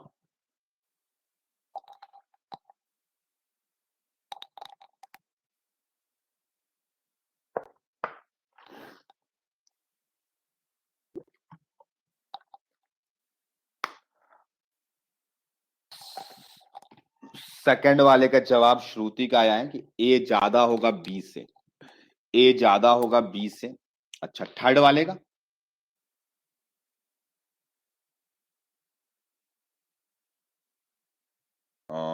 अंकित का भी जवाब सेम है कि A ज्यादा होगा B से। ठीक है, थर्ड वाले का जवाब और फोर्थ वाले का लिखो फटाफट, सबका लिखो।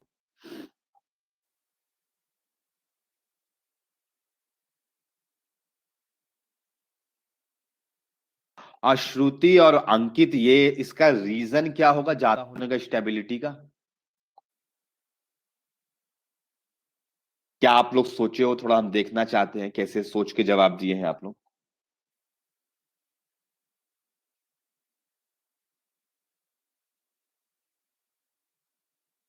RS ज्यादा,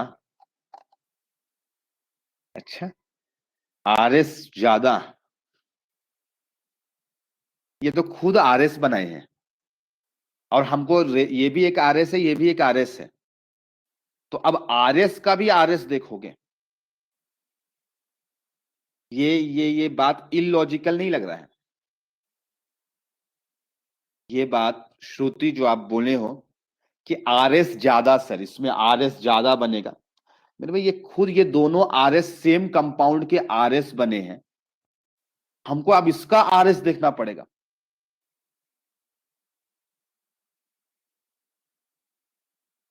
ये इलॉजिकल हो गया। पहले हम आंसर लिख देते हैं मेरे भाई। आंसर आप लोगों का सही जवाब था कि ए ज्यादा होगा बी से, ठीक है। अंकित बदल दिया था बाद में जवाब, ठीक है। अब ना कंफ्यूजन यही जो कॉन्सेप्ट होता है ना कि आरएस ज्यादा बने, खुद आरएस है और आरएस में हम क्यों आरएस को देखेंगे। पहले कॉन्सेप्ट को सोचो कि हम क्या करना चाहते हैं और क्या कर रहे हैं, वो फोकस होना बहुत जरूरी है मेरे। आपको कंपेयर करना है कि आरएस को किसका ज्यादा कंट्रीब्यूशन होगा, आरएस में ज्यादा कंट्रीब्यूशन किसका होगा।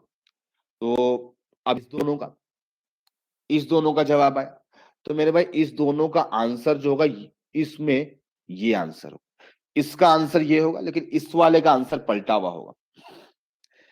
यहीं पर कंफ्यूजन आ जाता है और ये हम बता सकते हैं आपको। यहां पर 90% जो ऑर्गेनिक केमिस्ट्री पढ़ाते हैं इस क्वेश्चन को नहीं कराते हैं सेकंड नंबर को, ये इसको स्किप कर देते हैं, ये स्किप्ड रहता है क्वेश्चन। उनके कॉपी में ये क्वेश्चन मिल जाएगा, ये क्वेश्चन मिल जाएगा, ये क्वेश्चन जो हम छुपा दिए नहीं मिलता है। और उनसे पूछोगे रीजन जाकर के सर इसमें ज्यादा क्यों होगा इसका स्टेबिलिटी, तो बोलेंगे यहां पर एक्सटेंडेड कॉन्जुगेशन होता है। मेरे भाई हम एक्सटेंडेड पढ़ाई भी नहीं है अभी, हम क्वेश्चन तुम्हें कैसे दे देंगे, ठीक है। तो यही लाइन गलत है कि हम एक्सटेंडेड कॉन्जुगेशन रेजोनेटिंग स्ट्रक्चर को ही कंपेयर करना है और अगर उसी पे तुम रेजोनेंस करा दोगे तो वही स्ट्रक्चर मिल जाएगा, तो ये लाइन गलत होता है। तो मेरे भाई यहां पे एक लाइन लिखो पहले, ठीक है। वाइल कंपेयरिंग, लाइन लिखो, while comparing stability of resonating structure, stability of resonating structure does not check resonance phenomena, क्योंकि उस पे तुम रेजोनेंस कैसे लगा सकते हो, खुद एक रेजोनेटिंग स्ट्रक्चर है। Resonance phenomena does not check resonance phenomena, does not check resonance phenomena, only go with inductive effect, only go with inductive effect। आपको केवल इंडक्टिव इफेक्ट की तरफ जाना है। यानी अभी तक जितना पढ़ाए थे ना मेरे भाई, इसको लाइन को हम लाल पेन से स्टार मार्क कर लेना, यहीं पे गलती होता है, यही आईआईटी है मेरे। ये लाइन महा इंपॉर्टेंट है, नोट की तरह लिख लेना इसको, ठीक है। क्या कॉन्सेप्ट है वो समझो, इंडक्टिव, ये खुद एक आरएस बना हुआ है और इसमें अब रेजोनेंस नहीं लगा सकते हैं। देखो यहां पे क्या लगाएंगे, ये sp2 कार्बन है, ये sp3 कार्बन है, ये sp2 कार्बन है और ये sp3 कार्बन है, ये sp2 कार्बन है और ये भी sp2 है। मेरे भाई हमको बस एक लाइन जवाब देना कि माइनस आई ज्यादा किसका होगा, sp2 कार्बन का या sp3 कार्बन का, कौन ज्यादा इलेक्ट्रॉन खींचेगा, कौन ज्यादा इलेक्ट्रॉन खींचेगा, sp2। तो मेरे भाई यहां पे ये माइनस आई कर रहा है, यहां पे ये माइनस आई कर रहा है और यहां पे ये sp3 प्लस आई कर रहा है, यहां पे दोनों साइड से माइनस आई हो रहा है। मेरे भाई एक तो ऑलरेडी इन लोग का इलेक्ट्रॉन में कमी था, इन लोग का इलेक्ट्रॉन में ऑलरेडी दोनों के इलेक्ट्रॉन्स में कमी था, दोनों स्ट्रक्चर में, ऊपर से दोनों साइड से इसमें खींच रहा है, लेकिन इसमें एक साइड से दे भी रहा है। तो ज्यादा अच्छा कौन होगा, डोनेट करने वाला, क्योंकि प्लस को इलेक्ट्रॉन चाहिए लेकिन वही चीज माइनस को इलेक्ट्रॉन खींचने वाला चाहिए। तो इसको अगर देने वाला मिल जाएगा, देने वाला मिल जाएगा, तो मेरे भाई देने वाला अगर मिल जाएगा तो दिक्कत हो जाएगा, इधर से प्लस आई कर रहा है, यहां से माइनस आई, तो माइनस आई अच्छा होगा, निगेटिव चार्ज से इलेक्ट्रॉन कम करना है, ठीक है। यहाँ पे दो दो माइनस आई है दोनों साइड से, समझ आया। इसका रीजन और इसका रीजन सेम होगा क्योंकि इसका भी ऑक्टेट इनकम्प्लीट है, तो यहाँ पे रेडिकल है। तो आई होप सबको ये बात समझ में आया होगा। श्रुति ये बात जो हम कहे वो समझ में आया आपको कि रेजोनेंस नहीं लगाना है, यहाँ पे इंडक्टिव चेक करना होता है, इंडक्टिव चेक करना होता है, ना कि रेजोनेंस लगा दो। रेजोनेटिंग स्ट्रक्चर में कंपेयर करने के दौरान आप कभी भी रेजोनेंस नहीं लगाना है, केवल चेक कर सकते हो तो वो इंडक्टिव इफेक्ट चेक कर सकते हो। ठीक है, तो आई होप ये सारी बातें आपको अच्छा से क्लियर हुआ होगा। हाँ, कार्बोकटायन का जो ऑर्डर होगा वही होगा फोर्थ का, क्योंकि वहां पे रेडिकल का भी सेम इफेक्ट चलेगा, उसका भी वैकेंट ऑर्बिटल है, एक इलेक्ट्रॉन खाली है, कमी है, तो उसको भी इलेक्ट्रॉन चाहिए। अगला टॉपिक हेडिंग बनाओ मेरे भाई, एरोमेटिसिटी। थर्ड एरोमेटिसिटी वाला एग्जांपल फिर से बताइएगा कौन वाला? सर, थर्ड वाला। हाँ, sp2 कार्बन माइनस आई ग्रुप होता है। ठीक है, तो ये इंडक्टिव से खींचेगा, निगेटिव चार्ज पे पास में ज्यादा इलेक्ट्रॉन है। निगेटिव चार्ज आने का मतलब होता है कि इलेक्ट्रॉन ज्यादा आ गया है। तो अगर इलेक्ट्रॉन ज्यादा आ गया हो तो क्या चाहता होगा कि मेरा कोई खींचे इलेक्ट्रॉन, तो माइनस आई ग्रुप्स इलेक्ट्रॉन को खींचते हैं। तो वो माइनस आई जितना ज्यादा होगा उतना ज्यादा स्टेबिलिटी होगा। तो आई होप शोभित आपको जो हम कहे अभी वो समझ में आ गया होगा। तो एरोमेटिसिटी के बारे में तो देखो हम बहुत ज्यादा डिटेल में, सिंस आप पास आउट हो तो एरोमेटिसिटी का हिस्ट्री हम नहीं बताएंगे आपको कि एरोमेटिसिटी वहां से आया जहां से कोलतार बनता था, वहां पे जो स्मेल निकलता था, कैरेक्टरिस्टिक स्मेल्स आता था। ठीक है मेरे भाई, जो फ्लावर्स में स्मेल आते हैं आप देखते होंगे जाकर के सूंघते हैं उसको, तो वो सब एरोमेटिसिटी का ही प्रॉपर्टी होता है। कैरेक्टरिस्टिक स्मेल को ही एरोमा कहा जाता है। ठीक है, और उसी वर्ड से उठाया गया एरोमेटिसिटी। तो जो नेचर में कंपाउंड्स होते हैं, ऑर्गेनिक सारे नेचर के कंपाउंड्स हैं, तो उसमें बहुत सारे कंपाउंड्स में क्या चीज थे? एरोमा थे, स्मेल थे। हर में अलग अलग टाइप का, लेकिन स्मेल जिसमें अच्छा खूबसूरत स्मेल जिसमें आता था, तो मेरे भाई उसको एरोमेटिसिटी बोला जाएगा, खुशबू, जिससे खुशबू आता था। ठीक है, तो वहां पर से ये वर्ड एरोमेटिसिटी उठाया गया है मेरे भाई। और तो देखा क्या गया नेचर में कि ये जो जिसमें खुशबू होता है, यानी जो खुशबूदार कंपाउंड्स है, तो उसमें क्या होता है नेचर में कि वो कुछ ज्यादा ही स्टेबल होते हैं। उसका स्टेबिलिटी एक अलग ही होता है, अलग लेवल पे होता है, बहुत ज्यादा स्टेबल होते हैं माय डियर स्टूडेंट्स।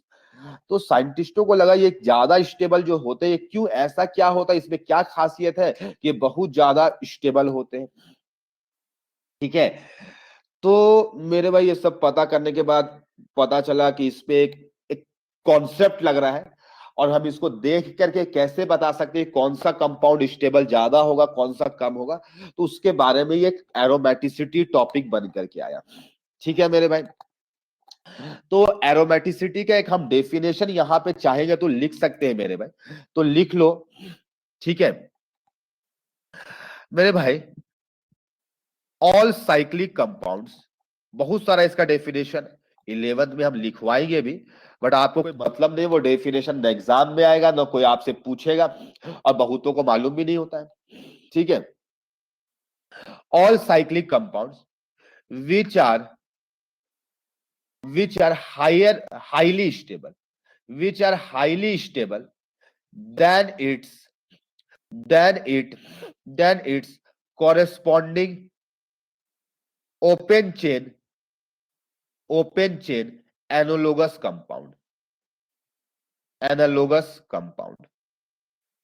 मतलब क्या है मेरे भाई, इस अंग्रेजी का लाइन का मतलब बड़ा अजीब टाइप का अंग्रेजी लिख दिए यहाँ पे सर आप। तो मेरे भाई देखो क्या कहना चाहते हैं, जैसे आप इतना तो सुने होंगे बचपन से कि बेंजीन जो होता है वो एरोमेटिक होता है, बेंजीन जो होता है वो एरोमेटिक होता है।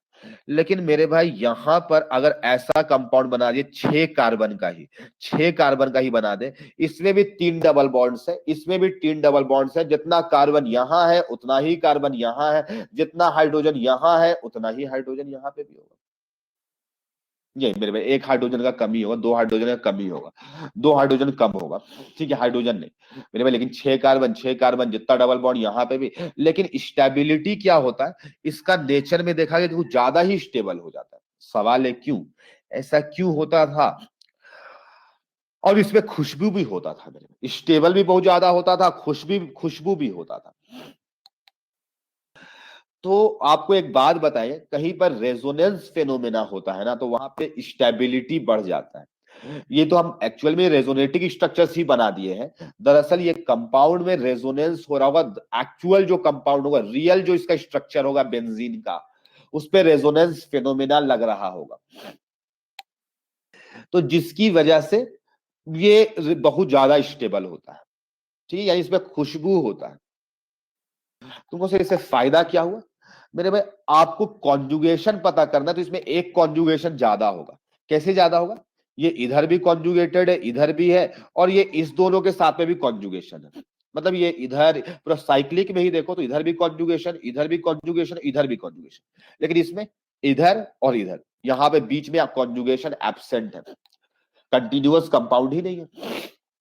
तो जितना carbon open chain same number of carbon atoms वाले से बहुत ज्यादा स्टेबल होता है, तो ज्यादा कॉन्जुगेशन है, सिमेट्रिकल दिखाई देता है, तो जिस वजह से कुछ स्टेबिलिटी का फैक्टर बढ़ जाता है। सिमेट्री, कॉन्जुगेशन, ज्यादा रेजोनेंस होगा, ज्यादा स्ट्रक्चर्स, रेजोनेटिंग स्ट्रक्चर्स बनेंगे, स्टेबिलिटी बढ़ता है।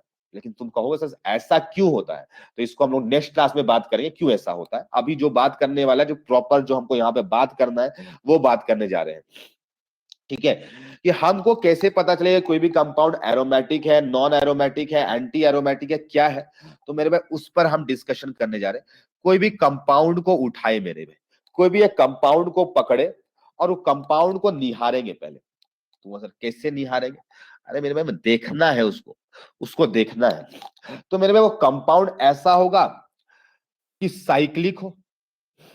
कंपाउंड क्या हो? साइक्लिक हो। तुमको सर ऐसा कुछ जरूरी है कि सारे कंपाउंड नेचर में साइक्लिक होते हैं? हम बोले नहीं, ऐसा थोड़ी होता है। तो ए साइक्लिक भी हो सकता है, साइक्लिक हो सकता है, ए साइक्लिक हो सकता है। मेरे भाई जहां ओपन चेन आ गया, जहां ओपन चेन आ गया मेरे भाई, इसका मतलब ये नॉन एरोमेटिक बन गया, ये पक्का नॉन एरोमेटिक होगा। अगर कहीं पर भी ओपन चेन है, एक भी रिंग नहीं होना चाहिए, एक भी रिंग है तो मे भी हो सकता है, एक भी रिंग आ गया तो वो एरोमेटिक हो सकता है, होगा इस बात की गारंटी नहीं। साइक्लिक है, अगर एक भी रिंग में साइकिल यानी एक भी रिंग है तो वो मे भी एरोमेटिक के कैटेगरी में जा सकता है। हाँ, क्या केवल साइक्लिक देखेंगे? नहीं मेरे भाई।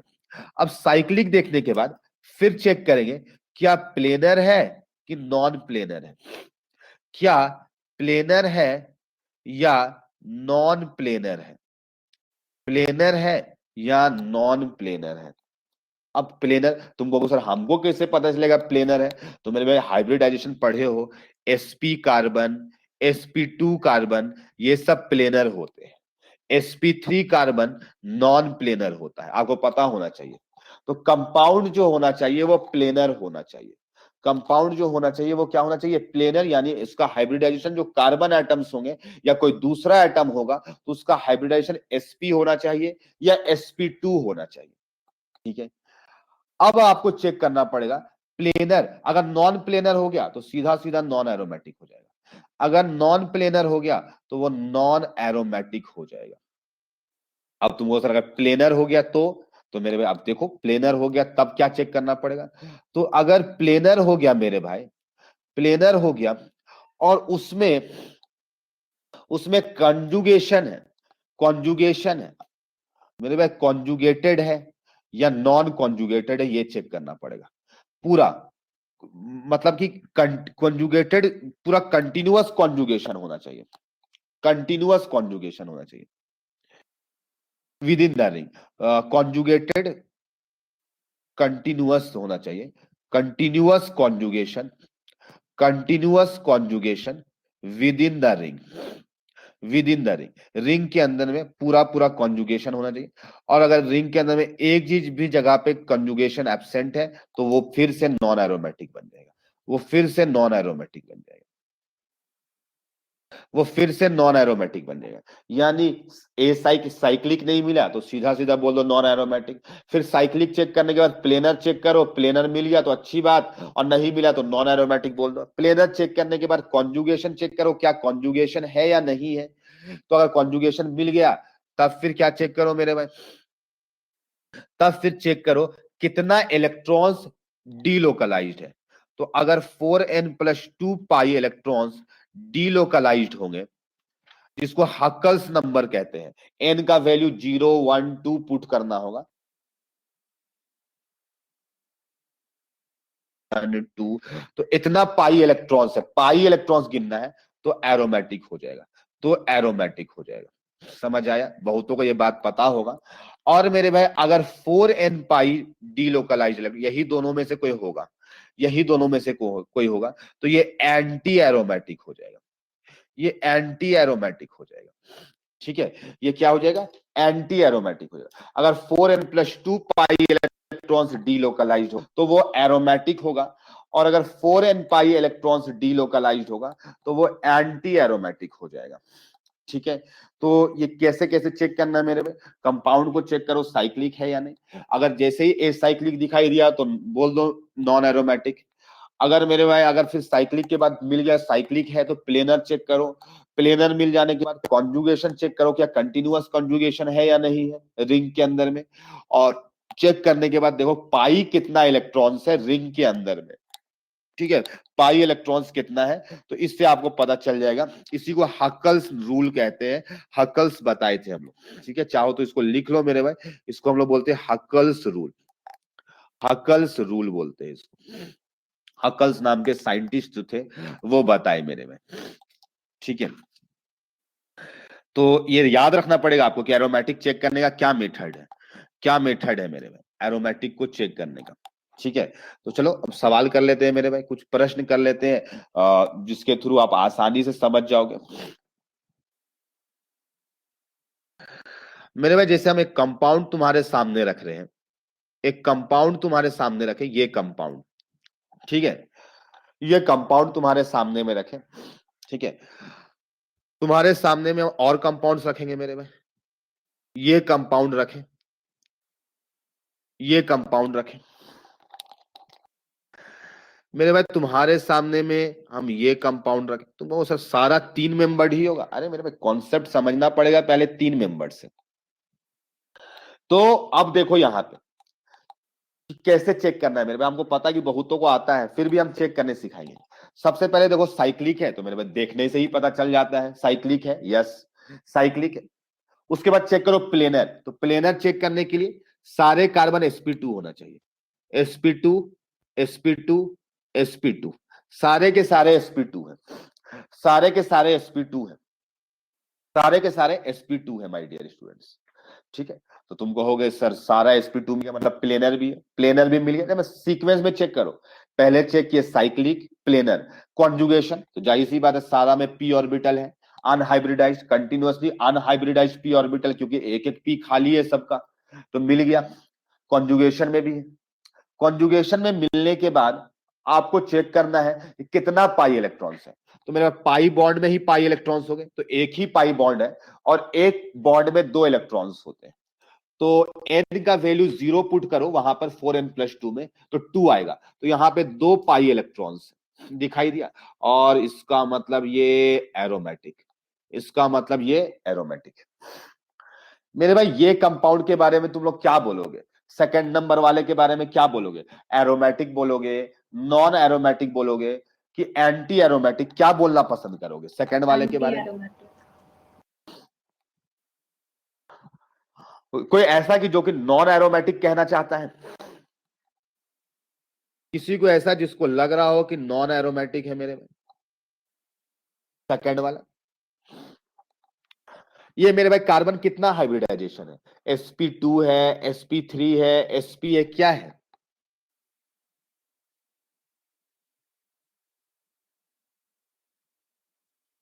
बताओ जल्दी से। sp2 है, यस यही जवाब सुनना चाहते थे हम, क्योंकि बहुतों को ऐसा लगता है कि sp3 है। नहीं मेरे भाई, जब भी उसके बाजू में p ऑर्बिटल आ जाता है तो sp3 से बदल करके sp2 हो जाता है। ये लाइन आप लोग को लिखवा दिए थे कि नहीं लिखवाए थे, कोई बताएगा हमें कि अगर कभी भी एडजेसेंट में p ऑर्बिटल होगा? हाँ लिखवा दिया है मेरे भाई, तब तो एकदम सही होना चाहिए। तो अब पाई इलेक्ट्रॉन्स गिनो, 2 और 2, एक लोन पेयर है, एक लोन पेयर का मतलब 2 इलेक्ट्रॉन, तो 4 इलेक्ट्रॉन्स है, 4 पाई इलेक्ट्रॉन्स है मेरे भाई, 2 ये और 2 ये 4 हो गया, तो 4 अगर हो जाता है मेरे भाई तो एंटी एरोमेटिक। समझ आया, लोन पेयर भी पाई इलेक्ट्रॉन यानी रेजोनेंस में जो पार्टिसिपेट करेंगे। ठीक है, आई होप आपको लाइंस क्लियर होता चला जा रहा है। ठीक है मेरे भाई, आपके सामने बहुत सारा प्रश्न हम रख रहे हैं, बहुत सारा प्रश्न रख रहे हैं मेरे भाई, जो आपको देख करके अच्छा लग रहा होगा मेरे भाई। ठीक है, चलो फटाफट नोट डाउन कर लो, क्वेश्चंस को, ठीक है। अभी आप बना लो फिफ्थ नंबर अभी क्लास में करो, बाकी होमवर्क है मेरे में। बाकी होमवर्क है, फिफ्थ नंबर के बारे में आप लोग बताओ, फिफ्थ नंबर के बारे में बताओ, ठीक है। हम बहुत सारा होमवर्क और भी देंगे आपको मेरे में, आपको हम बहुत सारा क्वेश्चंस और भी होमवर्क में देंगे, ठीक है। तो श्रुति का जवाब आ रहा है एरोमेटिक है। फिफ्थ वाला बताओ मेरे भाई जल्दी से। 8th नंबर, आपको बहुत सारा क्वेश्चंस होमवर्क में मिलेगा मेरे भाई, टेंशन मत लो। ये हम तो अभी कुछ लिख दे रहे हैं, अभी मन कर रहा है तो। एरोमेटिक आ रहा है मेरे भाई, तो चेक करेंगे यहाँ पे सारे sp2 मेरे भाई। पता है कुछ दिन के बाद इतना लिखना नहीं पड़ेगा आपको, डायरेक्ट देख कर बता दोगे। सारे sp2 हमको दिख रहा था। पाई इलेक्ट्रॉन, प्लस का मतलब तो इलेक्ट्रॉन ही नहीं होता है मेरे भाई। ये 2 इलेक्ट्रॉन्स है, सारे sp2 है, रिंग भी है, 2 पाई इलेक्ट्रॉन्स भी है, तो इसका मतलब ये एरोमेटिक है मेरे भाई। 7th नंबर बताओ तो, 7th नंबर बताओ तो, ये एरोमेटिक है, नॉन एरोमेटिक है, एंटी एरोमेटिक है, क्या है? क्या है मेरे में? एरोमेटिक है, नॉन एरोमेटिक है, एंटी एरोमेटिक, क्या है? यस, नॉन एरोमेटिक है। ये वाला कार्बन बीच में sp3 आ गया, कॉन्जुगेशन भी एब्सेंट हो गया, तो ये नॉन एरोमेटिक है, ये नॉन एरोमेटिक है, ठीक है। तो आई होप ये तो 2-4 प्रश्न हम क्लास में करा दिए आपको, ठीक है। हाँ, हम आपको कुछ 8-10 प्रश्न और देंगे, यहाँ पर कुछ 8 प्रश्न लिखे हुए हैं, आपको कुछ और देंगे, ठीक है। आप लोग उसको बना लीजिएगा, ठीक है। नेक्स्ट क्लास में इसका आंसर फिर डील कर देंगे, उसका आंसर नेक्स्ट क्लास में हम डील करेंगे। आज के लिए मेरे भाई इतना ही, और हम लोग बहुत सारा क्वेश्चन में करना पड़ेगा, बहुत सारा और भी बात है जो हम आपको बताएंगे, सब कुछ आपको जानना पड़ेगा मेरे भाई, तब जाकर के पूरा कॉन्सेप्ट में क्लैरिटी आएगा, ठीक है। तो आज के लिए इतना ही मेरे भाई, ठीक है। फिर हम लोग मिलेंगे कल, ठीक है। कल सुबह ही में मेरा क्लास है 10 बजे से ही, ठीक है। तो मैं कुछ बोल रहे श्रुति, तो बताया है, तो एक एग्जाम्पल देख लो। 9th नंबर एग्जाम्पल, जैसे अभी इस पहुंचते हम, ये भी एग्जाम्पल कभी ना कभी हम कराते, तो ये रहा मेरे में। तो हमको केवल अंदर वाला रिंग वाला पार्ट को देखना है। ये जैसे sp2 है, सारे sp2 है मेरे भाई, सारे sp2 है, सारे sp2 है, सारे sp2 है, ठीक है। हमको बाहर से कोई मतलब नहीं है, सिर्फ रिंग वाले को ऑब्जर्व करना है। तो यहां पर अब गिनेंगे तो 2, 2, 4 और 2, 6 है, रिंग भी है, कॉन्जुगेशन भी है, सब कुछ दिख रहा है, तो 6 पाई इलेक्ट्रॉन्स है। तो n का वैल्यू जब 1 पुट करेंगे मेरे भाई तो 6 आ जाएगा, और 6 भी एक एरोमेटिक नंबर होता है, तो ये भी एक एरोमेटिक कंपाउंड है। तो आई होप श्रुति आपका जो डाउट था वो क्लियर हो गया होगा। Yes sir. Very good.